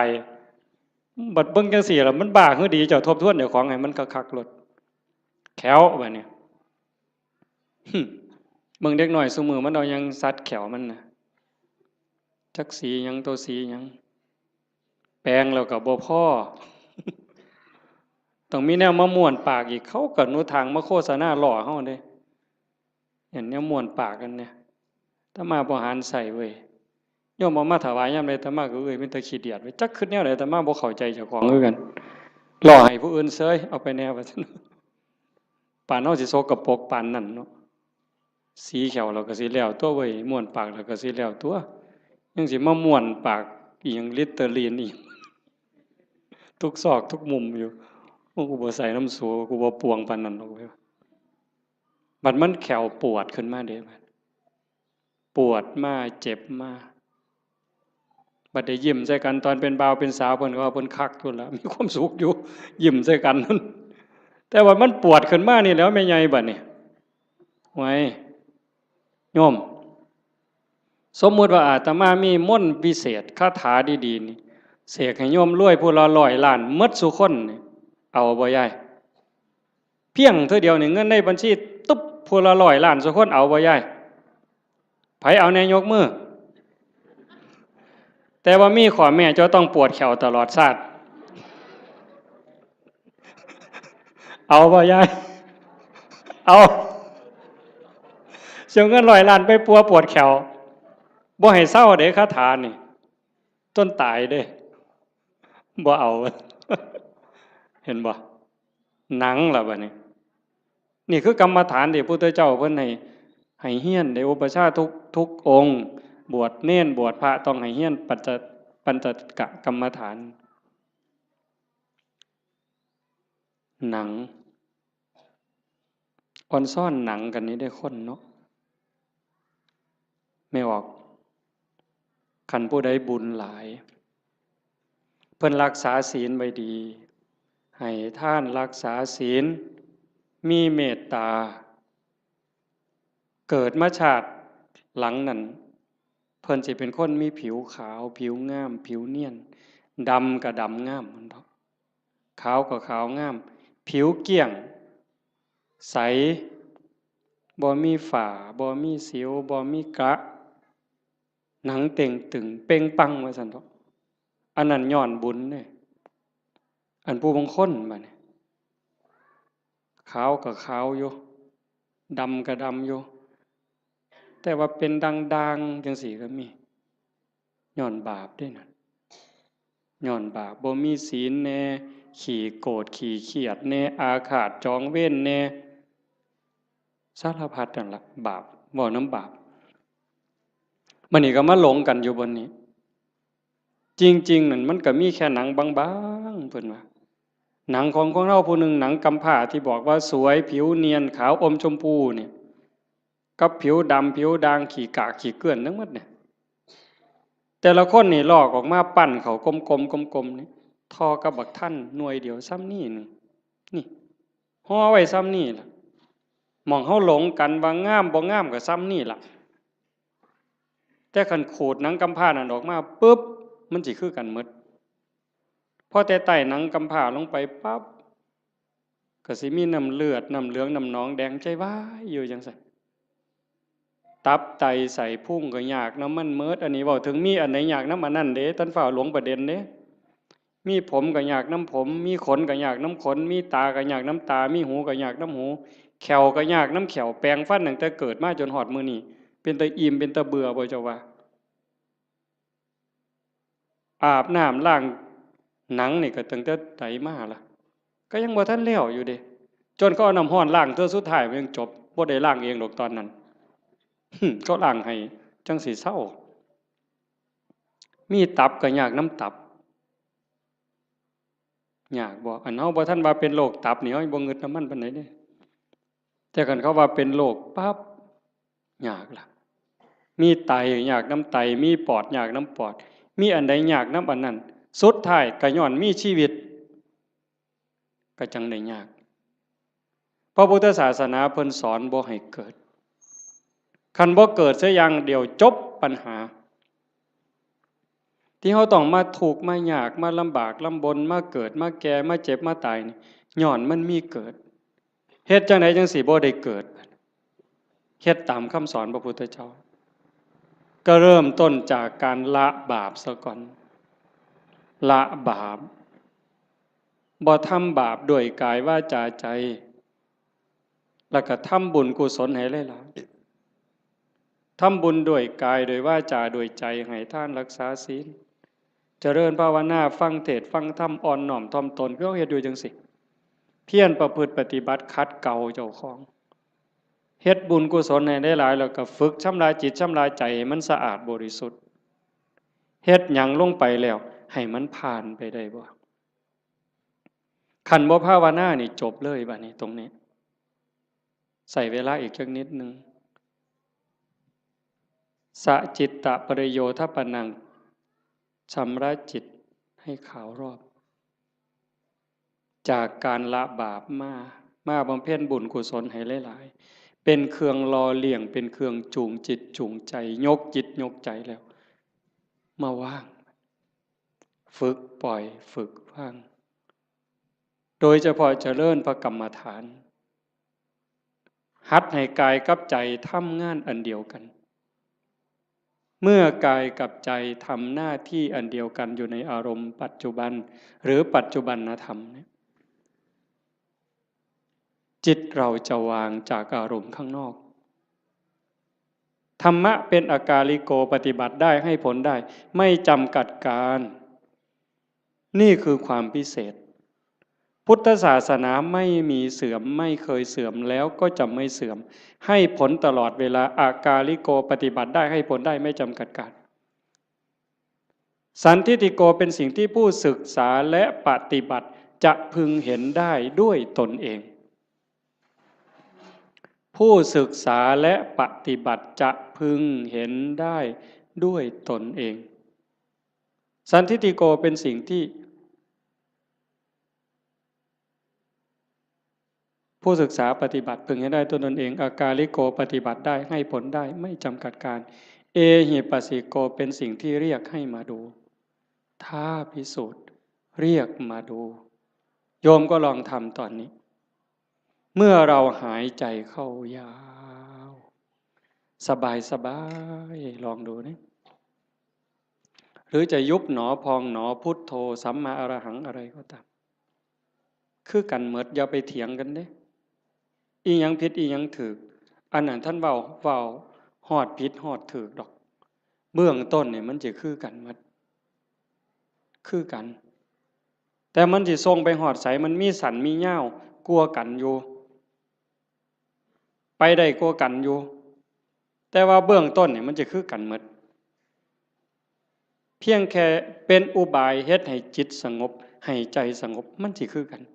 พุทโธก็ตามยุบหนอพองหนอก็ตามสัมมาอรหังก็ตามหรือบ่ว่าหยังก็ตามเบิ่งแต่ลมหายใจซื่อๆอาตมาบ่ว่าหยังดอกมันขี้คร้าน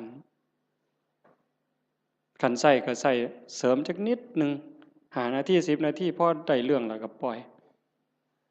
ส่วนมากก็เบิ่งลมหายใจเข้าลมหายใจออกลองเบิ่งตอนนี้หายใจเข้ายาวสบายสบายไม่กดไม่เกร็ง ออกยา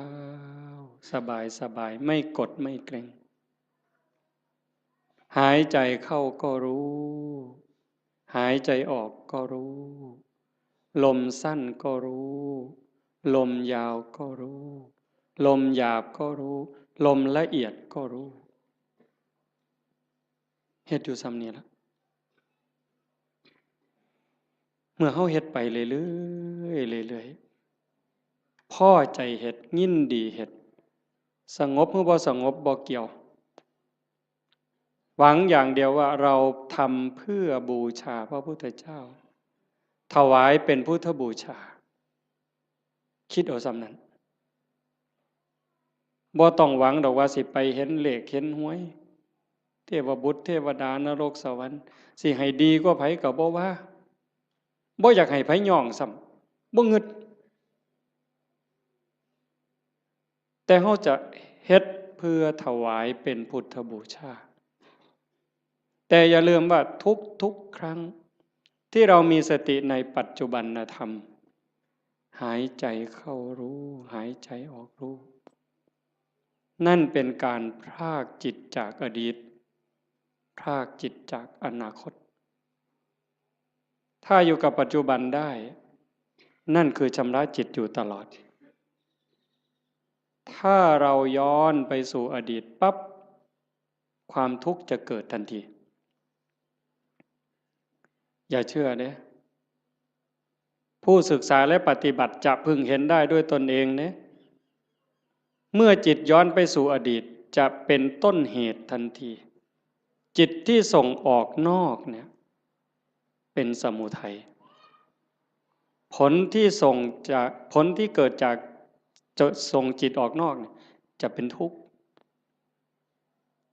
ย้อนไปอดีตปั๊บคือเห็นตอนเป็นบ่าวเป็นสาวมือเจ้าไปเลี้ยงงัวไปจีบกันเป็นยังไงคือหอดความเก่าความหลังจิตหล่องลอยไปแล้วลังเธอก็ดีใจก็ย้อนความหลงนั่นแหละทุกข์ได้หะเห็นเขาว่าให้เสียใจเห็นเขานอกใจคือคนนั้นด่าคนนี้ว่าเฮาคนนั้นเอาเปรียบเฮาทุกข์อีกโกรธอาฆาตเป็นทุกข์เห็นบ่ขันบ่ย้อนไปอดีตเตลิดไปสู่อนาคตมื้ออื่นสิเป็นจังใดสิกินหยังอยู่หยังลูกสิเป็นจังใดหลานสิเป็นจังใดทุกข์อีกล่ะวาดวิมานในอากาศหวังกระทุกข์แต่ขันอยู่กับปัจจุบันปั๊บย้อนกลับมาอยู่ในลมหายใจหรืออยู่ที่พุทโธหรือสัมมาอรหังยุบหนอพองหนอปั๊บจิตพรากจากอดีตพรากจากอนาคตมาอยู่กับปัจจุบันจิตจะมีความสงบขึ้นมาถ้าเขาทำให้มันต่อจากหนึ่งรอบหายใจเข้ายาวรู้ออกรู้หนึ่งรอบเข้ายาวออกยาวสองรอบขันติดต่อกันหนึ่งรอบสองรอบสามรอบสี่รอบเก่งเด้บ่เฮ็ดได้ง่ายปานใดเด้ลองเบิ่งนี่เอายืดตัวตรงๆสบายๆแขนขาบ่ต้องเกร็งหายใจเข้ายาวออกยาวให้มันเห็นหนึ่งรอบถือว่าเก่งแล้วเห็นลมเข้ายาวๆออกยาวๆแบบจิตบ่แป๊บๆบ่ไปทั้งหน้าบ่มาทั้งหลังแต่อยู่กับหม่องจุดลมกระทบหรือสิตามลมไปก็ตามเห็นจังสั่นชัดเจนปั๊บนี่แม่ใหญ่ได้บุญหลายกว่าทอดกฐินเด้อเห็นลมเข้าลมออกรอบเดียวนี่ล่ะหายใจเข้าปั๊บสุดปุ๊บมันหยุดนิดนึงมันออกมายาวปึ๊บหยุดปุ๊บซ้ำนี่ได้หลายกว่าทอดกฐินหนึ่งกองขันมันได้สองรอบล่ะหลายกว่ากฐินสามกองขันมันได้สามรอบหลายกว่ากฐินห้ากองเฮ็ดไปเรื่อยๆความมั่นคงความหนักแน่นความมีเหตุมีผลมันจะเกิดขึ้นมาเลยอาตมาเห็นแนวนั้นเนี่ยความมั่นคงความบ่ย้านบ่หวั่นบ่เกรงคันมันถึกแล้วคือถึกหลด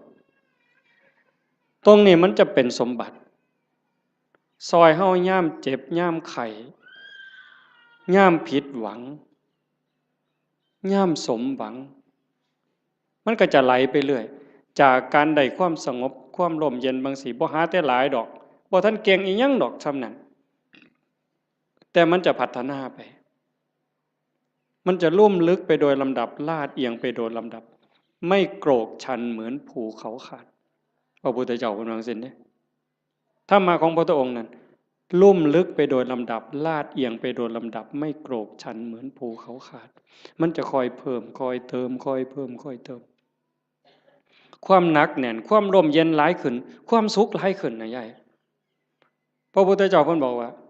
นัตถิสันติปรังสุขขังความสุขอื่นยิ่งกว่าความสงบไม่มีบ่มีวันเถียงเด้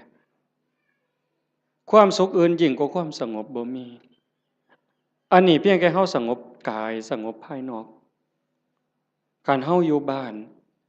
เสียงโทรทัศน์เสียงหมาเสียงแมวเสียงลูกเสียงหลานเสียงวิทยุเสียงมอเตอร์ไซค์เสียงเด็กน้อยตีกันขากันหายแอวหนหูหนหวยจักหยังตัวหยังเป็นจังไดบัดเฮามาอยู่วัดปุ๊บงัวก็บ่ยากหน้าก็บ่ยากหลานก็บ่ยากลูกก็บ่ยากอยู่แต่เจ้าของเป็นจังไดซ้ำนี่สำบายขึ้นอันนี้ทั้งนอกเด้ถ้าใจเฮาที่มันเคยวุ่นวายเดี๋ยวก็ไปฮักเดี๋ยวก็ไปสั่งเดี๋ยวก็อิจฉาเดี๋ยวก็น้อยใจเดี๋ยวก็ดูหมิ่นดูแค้นผู้อื่นรักโกรธเกลียดกลัวทั้งรักทั้งโกรธทั้งเกลียดทั้งกลัวทั้งย้านมันรบกวนจิตอยู่ตลอดขึ้นลงแต่คันเฮาอยู่กับลมหายใจคือพุทโธปึ๊บหายใจเข้ารู้หายใจออกรู้ปึ๊บเข้าหูออกหูเข้าหูออกหูจิตเริ่มนิ่งลงสงบลงความอิ่มใจมันจะค่อยเกิดเอาไปเอามาพอ3 มื้อ4 มื้อ5 มื้อนั่งอยู่ซื่อๆน้ำตาก็ไหลดิไม่ออกสิเคยหลายคนเวลาตั้งใจเฮ็ดเนี่ยนั่งเถื่อคิดฮอดแม่คิดฮอดพ่อคิดฮอดผู้มีคุณคันเพิ่นยังอยู่ก็อยากให้เพิ่นได้เฮ็ดคิดฮอดเพิ่นอยู่ไสน้อมันเฮ็ดแทนบ่ได้เงินแสนเงินล้านก็ซื้อบ่ได้คันเพิ่นตายแฮงแต่คิดฮอดหลายเบิดเพิ่นเว้ากันบ่ฮู้เรื่องจักอยู่ไสชีวิตเฮาก็ได้มาจากเพิ่นเนาะได้อยู่ได้กินก็ย้อนเพิ่นได้เป็นขู่เป็นคนมาฮอดมื้อนี้ก็ย้อนเพิ่นสิตอบแทนแนวใดคิดไปจังซี่ก็น้ำตาพังยาวๆเฮ็ดจังไดบัดนี้สรุปโอ้ยเฮาก็ต้องเฮ็ดดีแล้วบัดนี้แม่ตายจากพ่อตายจากเพิ่นมาเฮ็ดนำเฮาบ่ได้ชีวิตเฮาก็เป็นของเพิ่นเฮาเฮ็ดดีเพิ่นก็ได้นำสิตั้งใจเฮ็ดดีเว้าก็ให้มันดีเป็นประโยชน์กับตนเองและผู้อื่นอันใดสิเป็นประโยชน์กับโลกกับสังคมกับประเทศชาติกับศาสนาทุ่มเทโลดบัดพ่อก็สิได้นำแม่ก็สิได้นำคนดีมันเกิดขึ้นบ่นี้โยมพอมันสิได้พิจารณาเองของมันจากนี่ผ่านไปก็เก่งไปนำอีกเบิดยามมีแนวมากระทบตากระทบจิตกระทบกายกระทบใจอีหยังก็แล้วตายมันก็พากได้สติขึ้นมาปุ๊บน้ำตาคูอยู่ๆนี่มันหยุดจึกโลดเฮ้ยโง่ไปแล้วอันนี้บ่แม่นแล้วภาคความรู้สึกนั้นออกมาเป็นจังซี่เด้ยกจิตออกมาเลยเป็นผู้เบิ่งโอ้มันเป็นเรื่องธรรมดาตัวเกิดแก่เจ็บตายเป็นธรรมดามันก็สิสอนอีกเจ้าสิมาเสียใจหยังตอนนี้ตั้งแต่ตอนเพิ่นอยู่นำเจ้าคือบ่เฮ็ดดีนำเพิ่นนอกจากผู้ที่ตายไปแล้วผู้ที่ยังได้เจ้าเฮ็ดดีจังได๋กับเขาอีกเจ้าสิมาฮ้องไห้คิดฮอดแต่ผู้ตายบัดผู้ยังเจ้าบ่เบิ่งเอาเจ้าสิเสียใจอีกทีหลังบ่นี่มันก็จะสอนมาเองเจ้าของนี่สอนเจ้าของเป็นจังซี่เด้ยายจากนั้นตาเห็นมัน หูได้ยินจมูกได้กลิ่นลิ้นได้รสสติมันมาท่านปุ๊บเคยหักมันก็สิตัดจึ๊ดออกบ่หักเคยเป็นตาสร้างมันก็สิตัดจึ๊กบ่สร้างนำบ่หักนำบ่สร้างนำบ่ยินดีนำบ่ยินหายนำมันจะอยู่กับมันอย่างเดียวฮอดกินข้าวกินน้ำแซ่บมันก็บ่แซ่บบ่แซ่บมันก็บ่แม่นบ่แซ่บมันหูซื่อๆแล้วก็แล้วด่ากับย่องซ้ำกันบัดเจ้าสิสรรเสริญเจ้าสินินทาสิดูถูกข่อยก็ซ้ำเก่ามันเข้าใจอ่ะนี่คือการยกจิตเด้อโยมบ่แม่นเฮาสิมาเอาบุญซื่อๆเด้ครูบาคือกันเด้บวชเอาบุญน่ะมันเป็นเรื่องเด็กน้อยนี่ไงเว้าหมู่เจ้านำนะซะบัดนี้อันพากันมาวัดมาว่ามาฟังเทศน์ฟังธรรมขี่รถไปฟังเทศน์บ้านนั้นบ้านนี้ไปเพี้ยนบ้านนั้นบ้านนี้ไปทำวัดเช้าวัดเย็นน้ำวัดน้ำครูบาอาจารย์ไปเอาบุญน่ะเด็กน้อยเศร้าเล่นเฮือนน้อยได้บ่เดี๋ยวนี้ฮะเรื่องเอาบุญนั้นเป็นเรื่องเด็กน้อยซะแล้วแต่ก็จำเป็นเด้เด็กน้อยมันต้องเอาขนมอ้อยเด้เอาไข่เค็มอ้อยเด้เอาบักขามอ้อยก็เอาเด้แต่ว่าเฮาก็ต้องใหญ่ขึ้นมานำจากการไปวัดไปว่าเพื่อเอาบุญให้เป็นการศึกษาเรียนรู้ธรรมพัฒนาเจ้าของยกระดับจิตเจ้าของกายนี่ยกบ่ได้แล้วล่ะนี่แต่สิสุดไปสุดไปสุดไปจักมือก็สิดับถิ่มไปล่ะใจนี่ตัวมันบ่ตายนี่ยกใจให้มันสูงก่อนตายนี่แม่แบบว่าเขาด่าบ่เครียดนี่เฮ็ดง่ายบ่ยายเขารักของบ่เสียดายนี่เฮ็ดง่ายบ่ยากเด้คันเฮาบ่ฝึกมื้อนี้สิไปฝึกมื้อใดบัดจังว่าวัดมาว่ามาปฏิบัติคือการมาฝึกเจ้าของยกใจเจ้าของอย่าให้มันไปยินดียินหายอย่ายินดีในเวลากระทบกับอารมณ์ที่น่ายินดีอย่ายินร้ายในอารมณ์ที่น่ายินร้ายมันเฮ็ดบ่ทันใดมื้อนี้ก็เพียรมันฝึกมันฝนมันประพฤติปฏิบัติเฮ็ดเอาคันเฮาเข้าใจแล้วมันจะหูทางเฮ็ดอยู่เด้มื้อเช้าอาตมาบอกโยมวัดโน่นกุลมว่าจากมื้อนี้ไปนี่ให้หาข้อบกพร่องเจ้าของทุกคนหาจุดอ่อนเจ้าของคิดพอปั๊บเขียนใส่กระดาษหน่อยไว้รถนี่เฮามีจุดอ่อนบนนี้ขี้น้อยใจขี้โกรธคือมักย่องเจ้าของว่าเจ้าของดีกว่าเขาหลายเห็นให้มันเห็นด้วยใจเข้าใจเจ้าของเบิ่งเจ้าของให้มันคักเห็นจุดอ่อนแล้วก็แก้นั่นล่ะย่อสิดีขึ้นดีขึ้นดีขึ้นดีขึ้นให้หักผู้อื่นสงสารผู้อื่นเห็นใจผู้อื่นให้หลายขึ้นโอ้มันได้ขอคิดหลายอยู่ดิเบิ่งหนังพระพุทธเจ้าโยมเพิ่นเอาไปให้เบิ่งอาตมาก็ได้เบิ่งข้าวหนึ่งเพิ่นคือดีแท้มองนี่มองประเสริฐหลายสิว่าเครียดให้คนนี่ตั้งแต่เกิดมาเราสิบ่มีจักเม็ดเลยนั่นคือน้ำใจที่เพิ่นฝึกฝนมา20อสงไขยกำไรแสนมหากัปจนลงตัวชาติสุดท้ายนี่ไผสิเฮ็ดหยังก็บ่มีเครียดบ่มีขมบ่มีโกรธบ่มีบ่พอใจบ่มีหงุดหงิดมีแต่เมตตามีแต่เห็นใจโยมก็มีคือกันสภาพจิตนี่แต่มันบ่ทันใหญ่มันบ่ทันเจริญฝึกมันเลี้ยงใจตัวนี้มันใหญ่ขึ้นคันเฮาอยากเป็นคือเพิ่นเด้คันเฮาอยากเป็นคือพระพุทธเจ้าอยากให้พุทธะเกิดขึ้นกับเฮาทุกคนเป็นพุทธะได้เป็นม่านได้ไม่ใหญ่ก็เป็นม่านได้เป็นม่านเจ้าของเป็นพุทธะก็ได้เจ้าสิเลี้ยงหยังในใจเจ้าให้มันใหญ่ให้อภัยให้ไวที่สุด มื่อวานนี่อาตมาตั้งแต่วันที่12เมิดวัดยึดโทรศัพท์ปิดเข้ากล่องเก็บเข้าห้องใหญ่ปิดประตูล็อกกุญแจเลยแต่อาตมาย่านบ่แน่นอนก็เลยเอามาโทรตอนแรงๆโทรถามโยมคันนี่ว่าเป็นอีหยังเฮ็ดจังไดกันแน่มันนี่มันโยมทั้งกรุงเทพโทรมาคุยกันเพิ่นก็ว่ามีเรื่องบางอย่างที่บ่พอใจกันอาตมาก็เลยว่าคันท่าคิดว่าเป็นลูกศิษย์พระพุทธเจ้าก็อย่าเครียดคันให้อภัยเป็นลูกศิษย์พระพุทธเจ้า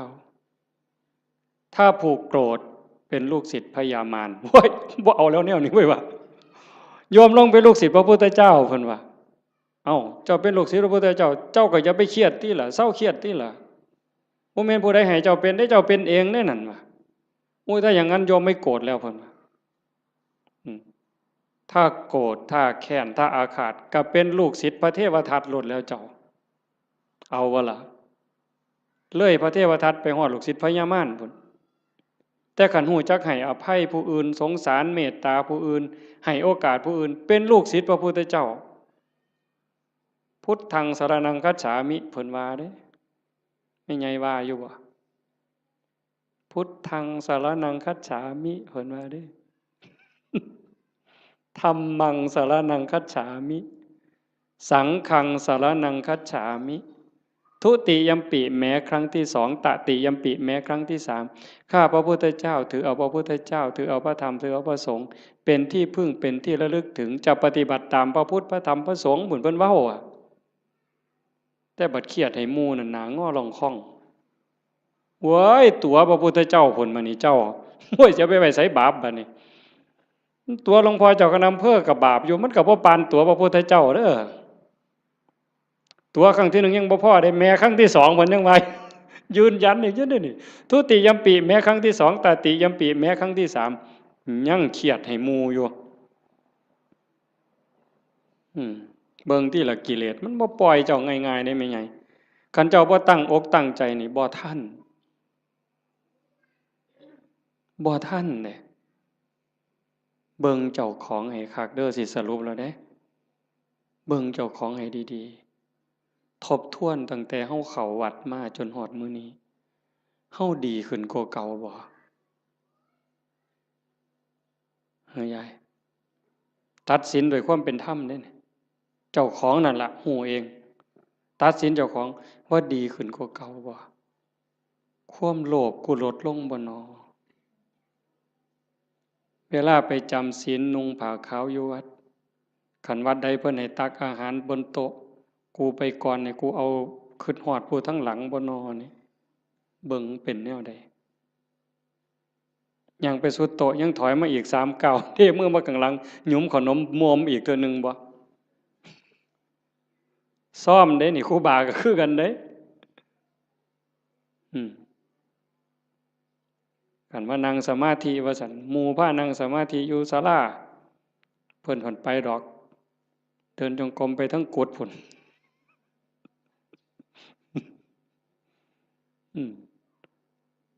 ยามปฏิบัติธรรมงานปริวาสคือกันยามหมู่เดินจงกรมเป็นแถวเพิ่นก็ไปดอกทำท่าไปห้องน้ำฉลาดได้กิเลสผู้ใดสอนมันเจ้าวะมันหูจักเอาโตรอดคอรอแค่แลแก้โตนี่ไว้ปานเกียร์จักผู้ใดสอนมันปานนั่นได้มันนี่ให้กว่าน้ำยังวะถิ่มกับตาลงน้ำจากมันเข่าตาใดตัวตาใดแล้วหมู่เจ้านี่คือกันขันร้องเฮ็ดหยังผิดหมู่เหลียวเบิ่งนี่เพิ่นแก้ตัวปั๊บโลกดอกนั่งฟังเทศตอดเงางึกหมู่เหลียวเบิ่งเพิ่นทำท่าเกาหัวเสยเพิ่นนี่บ่ได้ว่าเจ้าของเงานอนจักเม็ดได้หั่นมันฉลาดปานนั้นจักผู้ใดบอกมันหยังวะ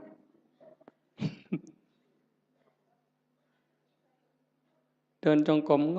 อกไปทั้งกดเพิ่นปั๊บหมุนปึ๊บทำท่านั่งในพี่ดอกไว้บ่ไปนั่งน้ำหมู่ดอกหลายเพิ่นว่าเท่านั้นก็โกนเพิ่นว่าเท่านั้นก็ตดเพิ่นว่าเอ้านั่งกดผู้เดียวพี่ดอกเพิ่นว่านั่งคัดตมาดได้ปึ๊บพุทโธพุทโธสมควรแก่เวลาปักฉลาด มึงที่ละมันเจ้าสิรอดมันสันบ่มันต้องอยู่น้ำมูเอาจริงเอาจังน้ำครูบาอาจารย์ตายเป็นตายเอาพ้นบ่ตายกูกับบ่ตายปานนั้นตัวเทื่อมันสิเป็นขู่เป็นคนนี่ไม่ไงตามใจเจ้าของนี่พังหมด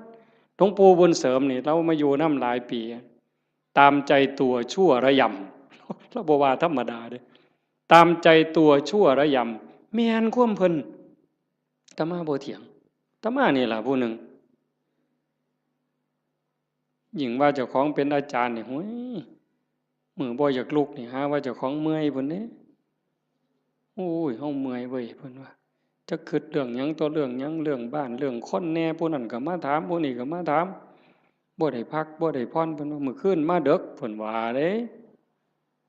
อันลูกวัดบ่ลูกนี่นอนตายนอนกินวัดกินว่าพุ่นเพิ่นว่าคือผู้อื่นนี่เอาให้ตายรถเจ้าของนี่โอ้ยขออ้างสารพัดวางต้นปีนี่เขาเห็นว่าสิตายแฮงแต่ได้ทามันกิเลสบัดนี้บ่ต้องลุกดอกเขาว่าเจ้าบ่สบายเขาฮู้หมดวัดนั่นล่ะโว้ยบัดเฮ็ดแนวอื่นบัดนี้นะบ่เป็นเรื่องเป็นราวบ่ได้คิดว่าเจ้าของโซ่จักเม็ดบัดนี้เป็นแนวนั้นเด้ทั้งนั้นต้องทบทวนเบิ่งเจ้าของตั้งแต่มือหูจักคว่ำมามือเขาวัดเขาว่ามาจนหอดมือนี่ความโลภลดลงบ่ความอิจฉาโมนี่ลดลงบ่ความเข้าใจในขออัดขอทำมันเพิ่มขึ้นบ่ง่ายเด้อโยมเด้ออันนี้กิเลสมันก็ฉลาดเด้เวลาครูบาอาจารย์ถามปัญหาถามนั่นถามนี่นี่มันสิทำทายืดไว้ดอกกันเพิ่นถามเป็นจังได๋ย้ายขอนั้นเจ้าว่าจังได๋เพิ่นสิหลับตาปั๊บโลดเที่ยงทีลี่ อย่ามายุ่งเด้อข้อยกำลังนั่งสมาธิเพิ่นว่าเพิ่นย้านเพิ่นตึกถามย้านจากอายหมู่มึงที่ละมันนี่ก็คือม่านย่าถ้าเฮาปฏิบัติธรรมบ่เห็นม่านย่าเจ้าของนี่จบแม่ใหญ่เจ้าอย่าคุยข้อยบอกเลยว่าเจ้าอย่าคุย สมเจ้าว่าแต่พระครูเด้อเว้ยฮอดสมเด็จเจ้าคุณสมเด็จว่าไปโลดคันเจ้าบ่เห็นม่านยาเจ้าของบ่เห็นเล่ห์เหลี่ยมในใจเจ้าของนี่มันว่ามันตัวผู้อื่นที่แท้มันตัวเจ้าของเล่ห์เหลี่ยมตรงนี้น่ะต้องเห็นตัวนี้เห็นจิตในจิตตรงนี้เจ้าจังสิเข้าใจธรรมะเจ้าจังสิเห็นหน้ากิเลสคันเจ้าบ่ทันเห็นจิตในจิตบ่ทันเห็นตรงนี้เอ้ยต้อยเจ้าหอพุ่นต้อยหออีหลีโยมให้เจ้าหอสำนกนี่ไปโลดเว้ยให้เจ้าหอสำนกเรียกนี่อย่าว่าแต่3โต6โตให้เจ้าบอกมาโลดถูกทุกงวดก็สร้างเจ้าบ่ม่มนรกดอกไปบ่รอดเจ้าพัฒนาจิตเจ้าบ่ได้แน่ๆอย่าว่าได้ใหญ่ทั้งสัญญาติโยมต้องฝึกการละบาปการทำบุญการทำดีแล้วก็ต้องละเฮ็ดหยังทำหยังพยายามว่างยิ่งเฮาทำบุญบ่ต้องเอาหยังอย่าเอาแม้แต่คำย่องคันเฮ็ดได้ตรงนี้สิใกล้พระพุทธเจ้าได้นี่บ่ง่ายเด้คันเฮาไปบ่ใกล้พระพุทธเจ้านรกมันเอิ้นเฮาอยู่ทอดกฐิน8ล้านกองนรกมันก็เอิ้นเจ้าอยู่เนี่ยรักษาศีลจนตายมันก็เอิ้นเจ้าลงนรกอยู่นี่เอานั่งสมาธิจนหอได้จนหายโตมันก็เอิ้นเจ้าลงนรกได้คือเก่าแต่คันเจ้าเห็นจิตในจิตเข้าใจเจ้าของหูจักละหูจักว่างเห็นกิเลสมันกระซิบเจ้าหูจักหนามันแล้วก็ยันหน้าผากมันออกนั่นเจ้าสิเข้าใจแล้วก็ฝึกละฝึกว่างตัวนี้คือบ่ให้ปุ๋ยมันเลยบ่ให้อัตตาบ่ให้ตัวตนบ่ให้ม่านมันได้ช่องจังสั่นเฮาเฮ็ดหยังทำทานทำหยังบ่ต้องมีสื่อมีเสียงดีที่สุดตัวนี้มันสิยกเจ้าขึ้นไปสู่อริยมรรคไปเลยสู่อริยมรรคอริยผลแต่ขันยังยากน้ำสื่อน้ำเสียงอยู่นี่ว้ายว่าออกบุญกฐินเด้อว่าตามสมควรหรือตามกำลังก็แล้วแต่ออกมาออกแล้วไปนั่งอยู่เฮือนเงี่ยงหูหน่อยฟังย่ำไอ้กำนันสิอ่านสื่อกูหนอตอนกำนันอ่านสื่อเจ้าของล่ะไปฆ่าอาบน้ำบ่ได้ยิน ออกมาแต่อาบน้ำโอ้เศร้าอ่านอีก2 คนเมิดเว้ยบ่มีชื่อกูว่ะไทไหนมาฮอดกำนันคือบ่อ่านให้ข่อยแน่ล่ะเพิ่นว่าตายได้นั่นน่ะขาดทุนโยมสุบินนี่ไปออกวิทยุคือกันแล้วคือบ่มีชื่อข่อยแน่ล่ะยายเพิ่นสิว่าจักมื้อ บ่ได้โยมขาดทุนตอนนั้นเด้อตอนนั้นขาดทุนเฮ็ดแล้วล่ะก็ปล่อยไว้ลองเบิ่งเพิ่นสิอ่านก็เรื่องของเพิ่นบ่อ่านก็เรื่องของเพิ่นแต่กิเลสมันก็มักย่องเด้นี่คันได้ถูกอ่านชื่อจักหน่อยแล้วโอ้ยหน้าใครอึ้งลึงกันโลดเข้าเรือนก็บ่ได้มันคาประตูมันใหญ่หลายอืมฝึกใหม่ใหม่ๆมันก็สิเป็นเสียดายอยู่ดอกคันเพิ่นย่องแล้วทรงมีแฮงแต่คันดูเขาเฮ็ดแล้วก็แล้วไปเฮ็ดแล้วก็แล้วไปหน่อยก็ตามหลายก็ตามเฮ็ดด้วยใจด้วยความศรัทธาจริงๆอุบายของการให้ท่านเป็นอุบายเอาชนะความเห็นแก่ตัวเอาชนะความขี้ทีเท่านั้นเด้เรื่องสวรรค์น่ะเป็นแนวล่อซื่อๆเด้พุทธศาสนาแท้ๆนั่นการให้ท่านเป็นอุบายเอาชนะความขี้ทีเอาชนะความเห็นแก่ตัวคันเฮาสละได้นั่นมันเป็นจาคะคันเฮาอยากได้ซื่อๆอยากให้เขาย่องอยากมีซื่อติดน้ำนั่นน้ำนี่อันนั้นมันเพียงแค่ให้ทานยายเฮ็ดนั่นเฮ็ดนี่อยากให้เพิ่นย่องอยากให้เพิ่นประกาศติดซื่อไว้ให้คนได้ฮู้ได้เห็นมันก็ดีระดับหนึ่งแต่มันเพียงแค่ให้ทานมันบ่ทันฮอดจาคะจาคะนี่สลัดออกบ่เอามาได้เอาออกเอาไปแล้วอย่ามาเฮ็ดหยังบ่เอาแม้กระทั่งคำย่องคำย่อนั่นมันสิได้เป่านิพพานเป็นของให้เปล่าบ่ได้ซื้อเพราะสลึงอันนี้เว้าน้ำก้นหลวงปู่เด้นิพพานเป็นของให้เปล่าพระอริยเจ้าตั้งแต่โสดาบันสกิทาคานาคาก็เป็นของให้เปล่าบ่ได้ซื้อเพราะสลึงแต่อาศัยการฝึกการฝนการบ่มจิตบ่มใจ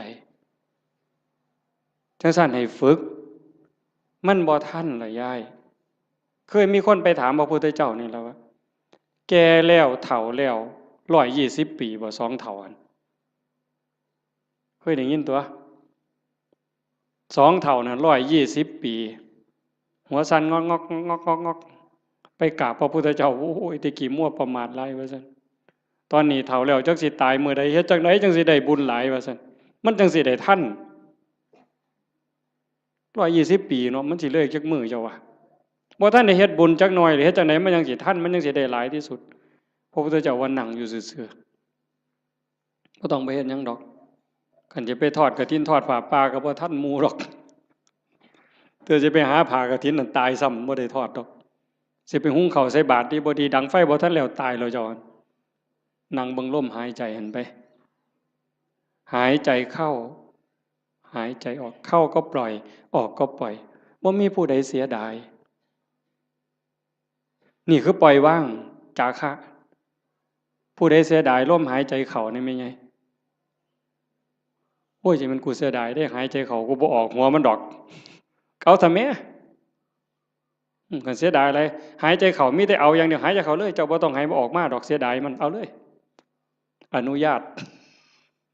เดี๋ยวเจ้าสิฮู้ว่ามันสิเป็นหยังหายใจเข้ามันก็ต้องออกมาแล้วก็ต้องเข้าคือกันแต่บ่มีผู้ใดเสียดายบ่ติดยึดบ่ผูกยึดบ่ถือมั่นในลมหายใจเข้าหายใจออกการเป็นการอยู่ในชีวิตประจำวันก็คือทำดีนี่ต้องเฮ็ดละชั่วก็ต้องละชั่วทำดีสร้างบุญสร้างกุศลเฮ็ดไป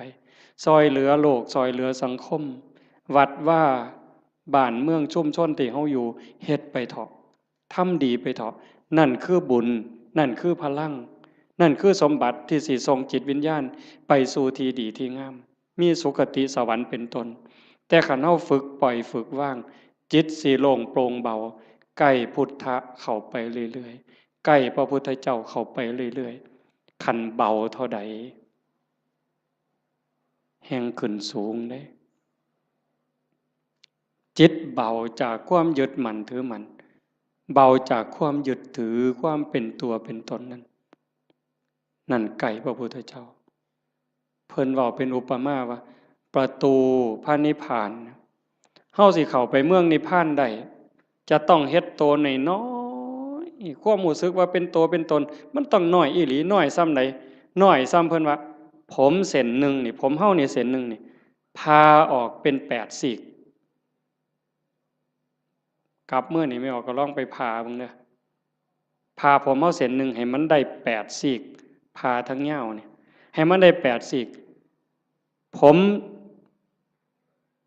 1 ใน 8นะ8 ใน 1นั่นเส้นเดียวพาเป็น8ซีกเอามาซีกหนึ่งจังแง่เข้าไปในหูประตูพระนิพพานได้ความรู้สึกเป็นโตเป็นตนเป็นกูนี่นะบอกภาษาเฮากูเป็นยามึงตัวกูเป็นแม่มึงตัวกูเป็นแม่เฒ่ามึงตัวให้มันเหลือน้อยซ้ำกับผมเส้นหนึ่งพาเป็น8ซีกจังสิเข้าประตูพระนิพพานไปหาพระพุทธเจ้าได้จังซั่นการทำลายความเห็นแก่ตัวแบบเอาของคนอื่นอันนั้นย้อนโลภย้อนโกรธพานแต่เห็นย้อนคุณงามความดีอยากได้ชื่ออยากได้เสียงต้องถูกย่องต้องถูกย่อต้องถูกประกาศต้องถูกสรรเสริญจังแม่นอันนั้นก็ได้ไปแค่สวรรค์ได้แค่ท่านแต่บ่ทันฮอดจาคะคันสลัดออกบ่ต้องมีก็ได้ชื่อบ่ต้องย่องก็ได้แต่ว่าข่อยสำบายใจข่อยได้บูชาพระพุทธเจ้าข่อยก็มีความสุขข่อยก็ได้เป็นสมบัติยิ่งให้ออกไปเท่าใด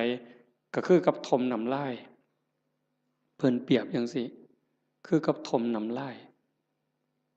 บ่เสียดาย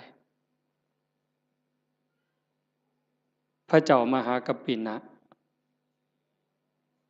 พระเจ้ามหากัปปินะเป็นพระเจ้าแผ่นดินจ้างคนเด้ทุกมื้อจ้างทหารนี่ออกประตูเมือง4ทิศตะเว้นออกตะเว้นตกเหนือใต้เพื่อไปสืบข่าวพระพุทธพระธรรมพระสงฆ์เป็นเวลา40กว่าปีแต่อาตมาจำบ่ผิด40กว่าปีบ่ได้ยินข่าวนี่แต่ก็เสียมื้อละหมื่นเนี่ยจ้างคนบัดมื้อหนึงเพิ่นไปประพาสป่าไปชมสวนนี่ล่ะคันแม่นหมอลำก็ได้พระเจ้าแผ่นดินไปชมสวนดอกไม้เห็นพ่อค้ากลุ่มหนึ่งมานั่งพักอยู่ท่าทางคือเมื่อยเพิ่นก็เลยไปถามหมู่เจ้ามาแต่ไสมาจากไสมาจากสาวัตถีคือราชคฤห์นี่แหละมีข่าวดีหยังมาบอกบ่มีหยังดอกเพิ่นว่าฮู้แต่ว่าตอนนี้พระพุทธเจ้าเกิดขึ้นแล้วสลบเลยฟื้นขึ้นมาไหมมีหยังอีกเนี่ยพระธรรมสลบฟื้นขึ้นมาอีกนอกจากพระพุทธพระธรรมแล้วมีหยังอีกพระสงฆ์สลบเฮ็ดจังไดบัดนี้ให้เลขานั่นเขียนหนังสือทันทีเฮาสิสละบวชขอให้พระนางอโนชาพระราชินีนี่ครองราชสมบัติจากเฮาต่อไปเลยเฮาจะบวชแล้วบ่กลับอีกแล้วแล้วก็มอบรางวัลให้กับพ่อค้ากลุ่มนี้300,000 300,000กหาปณะข้าบอกว่าพระพุทธเจ้าเกิดขึ้น100,000พระธรรม100,000พระสงฆ์100,000ให้เอาไปเลยแล้วครองราชเลยจากนั้นก็ไปเลยออกบวชพวกพ่อค้าเนี่ยมันก็ดีที่บัดนี้เนาะบ่ได้เฮ็ดหยังภาษาเอามาเว้าซื่อๆซ้ำนี่เว้ยได้300,000ถือศาลนี่ไปแจ้งกับพระนางอโนชาเขาก็ว่าเป็นบ้าเป็นหยังจังสิได้หลายปานนั้นเว้าให้ฟังเบิ่งเขาบอกเพิ่นพระเจ้าแผ่นดินไปบวชแล้วเพิ่นได้ยินจังซี่เพิ่นก็เลยสร้างมาแนวนี้พระพุทธเจ้าพระธรรมพระสงฆ์พระนางอโนชามีความรู้สึกว่าเป็นหยังคือให้น้อยแท้มันเป็นข่าวประเสริฐปานนี้พระนางอโนชาเพิ่มให้พระพุทธ300,000พระธรรม300,000พระสงฆ์300,000เป็นเท่าใด1,200,000มีไง1,200,000เนี่ยมาแจ้งข่าวพระพุทธพระธรรมพระสงฆ์ซื่อๆแล้วก็ถามว่าพระเจ้าแผ่นดินไปไส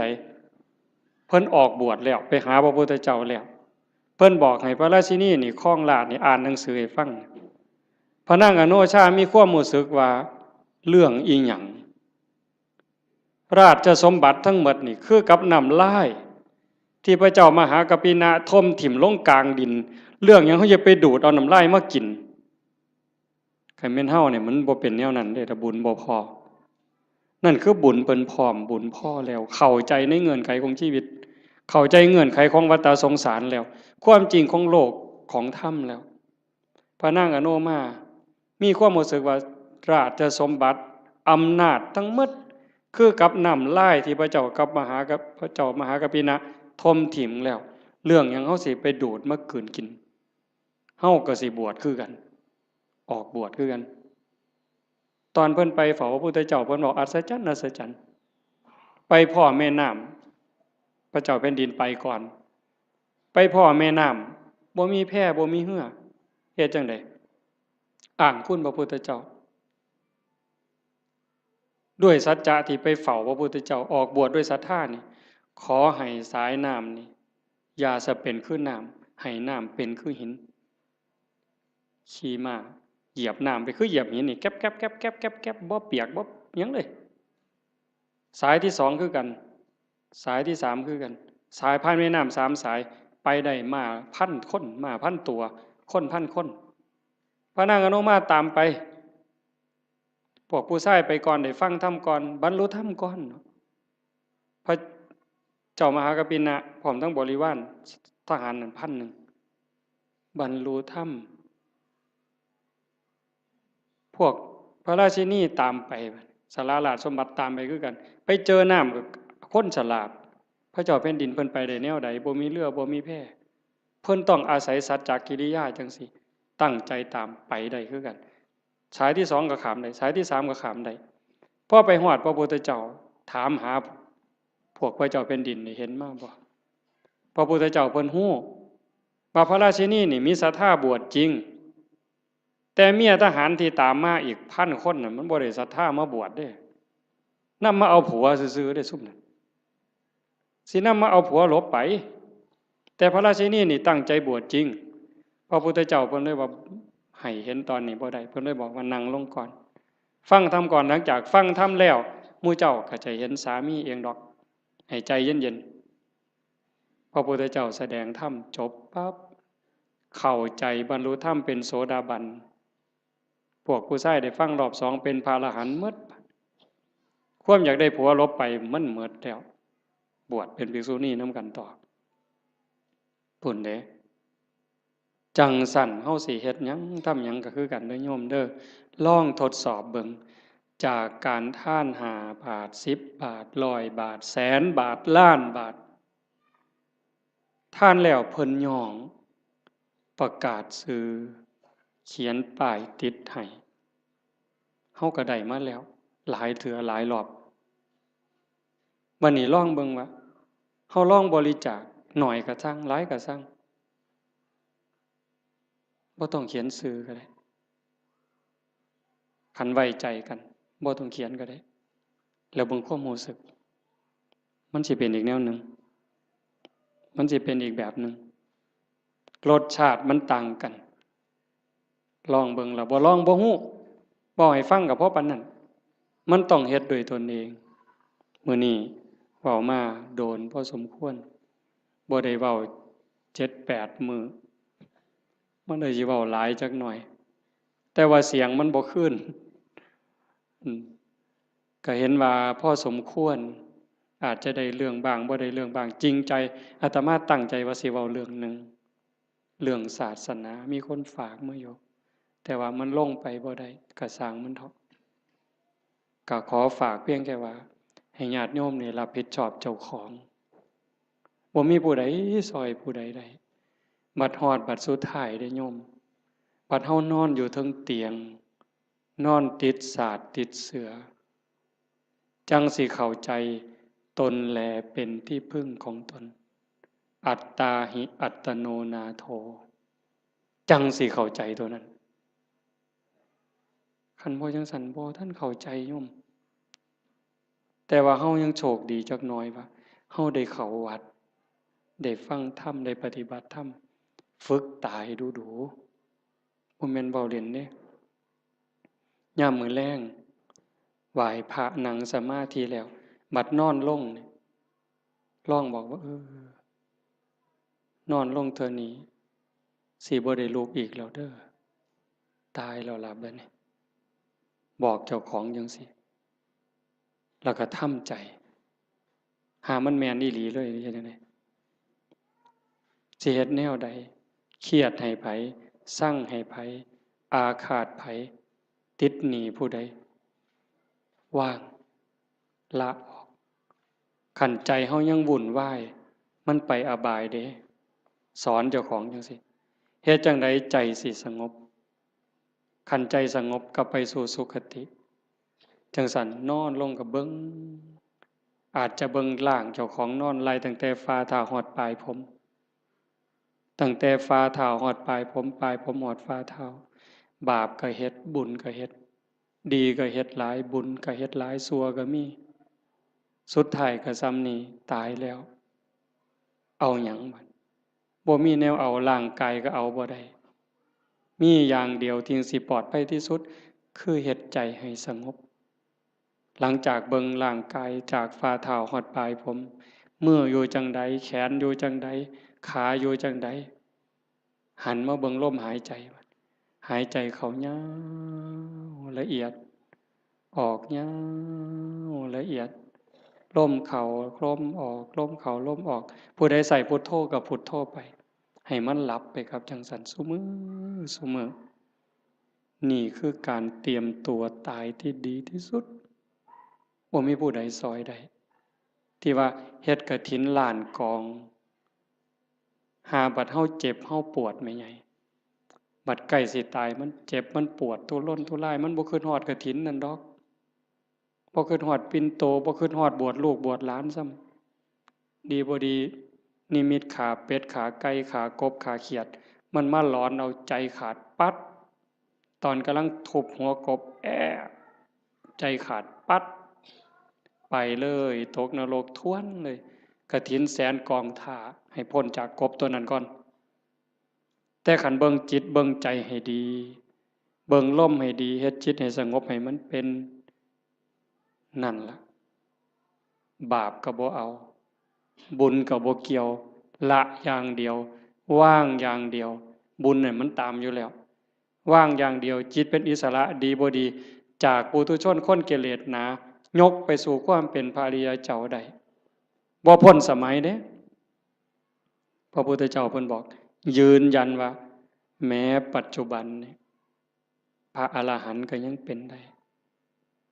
ตราบใดที่พุทธบริษัทยังเป็นอยู่โดยชอบโลกนี้จะไม่ว่างจากพระอรหันต์โยมก็เป็นได้หมดทุกคนทุกคนมีโอกาสตกนรกมีโอกาสเป็นพระอรหันต์ได้หมดทุกคนทั้งโยมทั้งพระทั้งผู้เฒ่าทั้งเด็กน้อยบ่แต่หูเรื่องเฮ็ดให้มันเป็นจริงๆมันอยู่นี่อยู่ในใจเฮาหมดเนี่ยตั้งแต่นรกเปรตอสุรกายสัตว์เดรัจฉานมนุษย์สวรรค์6พรหม20ฮอดพระอริยเจ้าโสดาบันสกิทาอนาคาอรหันต์อยู่ในใจนี่หมดเฮาสิจูนไปได้บ่ไดคือจูนขึ้นวิทยุโทรทัศน์ขึ้นต่างๆคันจูนลงตัวปั๊บไปถึกช่องพระอรหันต์ปุ๊บสมบูรณ์ปุ๊บเลยแล้วคันถ้ามันจูนบ่ถึกว่าสินั่งสมาธิเอาบุญเป็นคือเห็นบ่อย่างนั้นด่ากูเครียดตาน้ำตาแดงนั่งสมาธิกัดแขวกัดข้างนี่ป๋าห่วยจบบ่ลงซะเนาะบ่เพิ่นหมู่ข่อยเทื่อนึงซะดอกก่อนจบตั้งแต่หลายปีพุ่นไปปฏิบัติธรรมนำกันอยู่วัดผิดบ้านแก่งนั่งสมาธิชั่วโมงกว่าว่าแต่แม่นเป็นหยังเว้ยต่างคนก็ต่างนั่งไปนำกันหลายองค์ในปีนั้นตั้งแต่ปี36พุ่นดอกมันจักปีแล้ว22ปีแล้วไปนั่งสมาธินำกันซุ่มอาจารย์จะลั่นพวกหมู่นี้แล้วอาจารย์วัดอาจารย์สุมินพวกครูวัดใต้นี่ไปบักหลายนึงปีนั้นก่อนเข้าพรรษาไปนั่งสมาธิอยู่นำกันนั่งสมาธิชั่วโมงนึงแล้วเพิ่นพาแผ่เมตตาบัดเวโลโหมิอภยาปัชโชโหมิจบเรียบร้อยบัดนี้พ่อใหญ่หนึ่งหมู่กันนี่ดอกบ่ออกซื้อแล้วดอกรุดโตนศาสตร์แผ่เมตตาเรียบร้อยอรหังสัมมาสุปฏิปันโนกราบ3เทื่อแล้วปั๊บว่าจังได๋คำแรกขออภัยเด้อ อยากเตะปากผู้ใหญ่บ้านเด้ว่าซั่นว่าเป็นหยังล่ะว่าซั่นมันไล่ผมออกจากเจ้าอาวาสว่าซั่นว่าเพิ่นได้อุดมการณ์ใหม่ไปปลูกกกไม้ใส่สนามหมอลำเขาซั่นแล้วเดินวัดมองผู้ใหญ่บ้านผูกงัวติล่ะผู้ใหญ่บ้านเคยเอางัวมาเลี้ยงเพิ่นเอาก็ปลูกใส่สนามหญ้าเขาไล่หนีซั่นแล้วนั่งสมาธิชั่วโมงนึงแล้วก็สิคิดแต่ผู้ใหญ่บ้านไล่ลาวซั่นตัวแผ่เมตตาจบโดยอยากเตะปากผู้ใหญ่บ้านบ่เตะบ่ต่ำซำเด้เห็นบ่ล่ะนั่งสมาธิชั่วโมงนึงตกนรกหมดชั่วโมงนั่นน่ะง่ายบ่เจ้าว่านั่งโตเที่ยงทีรีสิว่าสมาธิดีซั่นบ่มันทางกายยังบ่ทันแม่นเด้ยายนั่งเที่ยงทีรีตั้งแต่คิดแนวเข้าป่าเข้าดงไปก็ได้เด้หั่นมันต้องเห็นจิตเจ้าของต้องอ่านตรงนี้ให้ได้เด้อฝากไว้ให้เห็นใจเจ้าของเห็นใจเจ้าของอ่านให้มันออกคือเบิ่งผู้อื่นเฮาเบิ่งผู้อื่นเฮาอ่านใจมันนี่มันกำลังคิดนั่นเด้นี่เวลาลูกเครียดหลานเครียดเบิ่งมันเปิ้นว่าเด้เบิ่งลูกไผ่ลูกเขยคือกันเขาเป็นจังซี่มึงกูหูใจมันน่ะมันคิดอันนั้นใจเจ้าของนั่นต้องหูใจผู้อื่นแสนคนล้านคนก็บ่เป็นประโยชน์หยังบ่ปานใดดอกคันเห็นใจเจ้าของหูใจเจ้าของสุดยอดจังซี่เลยการปฏิบัติธรรมให้เห็นใจเจ้าของเห็นใจเจ้าของก็เห็นเล่ห์เหลี่ยมของกิเลสเห็นมารยาในใจคันเห็นจังซั่นปั๊บดักทางมันบ่ตามมันบ่สนองมันหมดเหงื่อหมดหญ้าหมดห้ำจอยอ่อนโซ่สุดท้ายตายได้คันเฮาบ่ให้อาหารมันดูๆนี่ความคิดใจที่มันเห็นมันดูๆเขาหักเหลี่ยมมันดูๆเขาบ่ตามใจมันดูๆเขาจักหน่อยก็อ่อนกะลาคุณธรรมอ้วนขึ้นความเป็นพระอ้วนขึ้นในไม่ออกนี่แหละไม่ออกเป็นพระความเป็นพระความเป็นผู้ดีมีศีลมีธรรมสูงขึ้นอ้วนขึ้นอ้าวจบอีหลีแล้วล่ะบัดนี้บ่าย3กับ1นาทีแล้วขออนุโมทนาสาธุกับญาติโยมทุกคนทุกท่านพร้อมทั้งคณะสงฆ์ครูบาอาจารย์พระเดชพระคุณหลวงพ่อเจ้าคณะอำเภอโพนทรายเจ้าคณะตำบลท่าหาดยาวตำบลศรีสว่างด้วยเนาะทางฝ่ายญาติโยมก็มีโยมกำนันเป็นประมุขเป็นประธานญาติโยมผู้เฒ่าผู้แก่ทุกท่านที่มาร่วมฟังธรรมในวันนี้ก็ขอรัตนาอ้างอิงอำนาจแห่งคุณพระศรีรัตนตรัยคุณของพระพุทธเจ้าพระธรรมพระสงฆ์และอำนาจแห่งบุญกุศลคุณงามความดีที่มีทั้งหมดทั้งมวลในสากลและจักรวาลจงหลอมรวมเป็นตบะเป็นเดชะเป็นพลวปัจจัยอำนวยหนุนส่งให้ท่านทั้งหลายจงเป็นผู้แกล้วกล้าอาจหาญร่าเริงในการสร้างบุญสร้างกุศลสร้างคุณงามความดีให้ยิ่งขึ้นไปให้เป็นผู้เจริญงอกงามในจตุรพิทพรชัยคืออายุวันนะสุขภละปฏิภาณธรรมสารสมบัติให้เป็นผู้มีสัมมาทิฏฐิมีโอกาสประพฤติธรรมปฏิบัติธรรมให้ได้เข้าถึงธรรมที่ยังไม่เข้าถึงได้รู้แจ้งธรรมที่ไม่ทันได้รู้แจ้งจนสามารถนำตนให้พ้นทุกข์ได้มีความสุขกายสุขใจปรารถนาสิ่งหนึ่งประการใดหากเป็นไปโดยชอบประกอบด้วยธรรมแล้วก็ขอให้ความหวังความปรารถนานั้น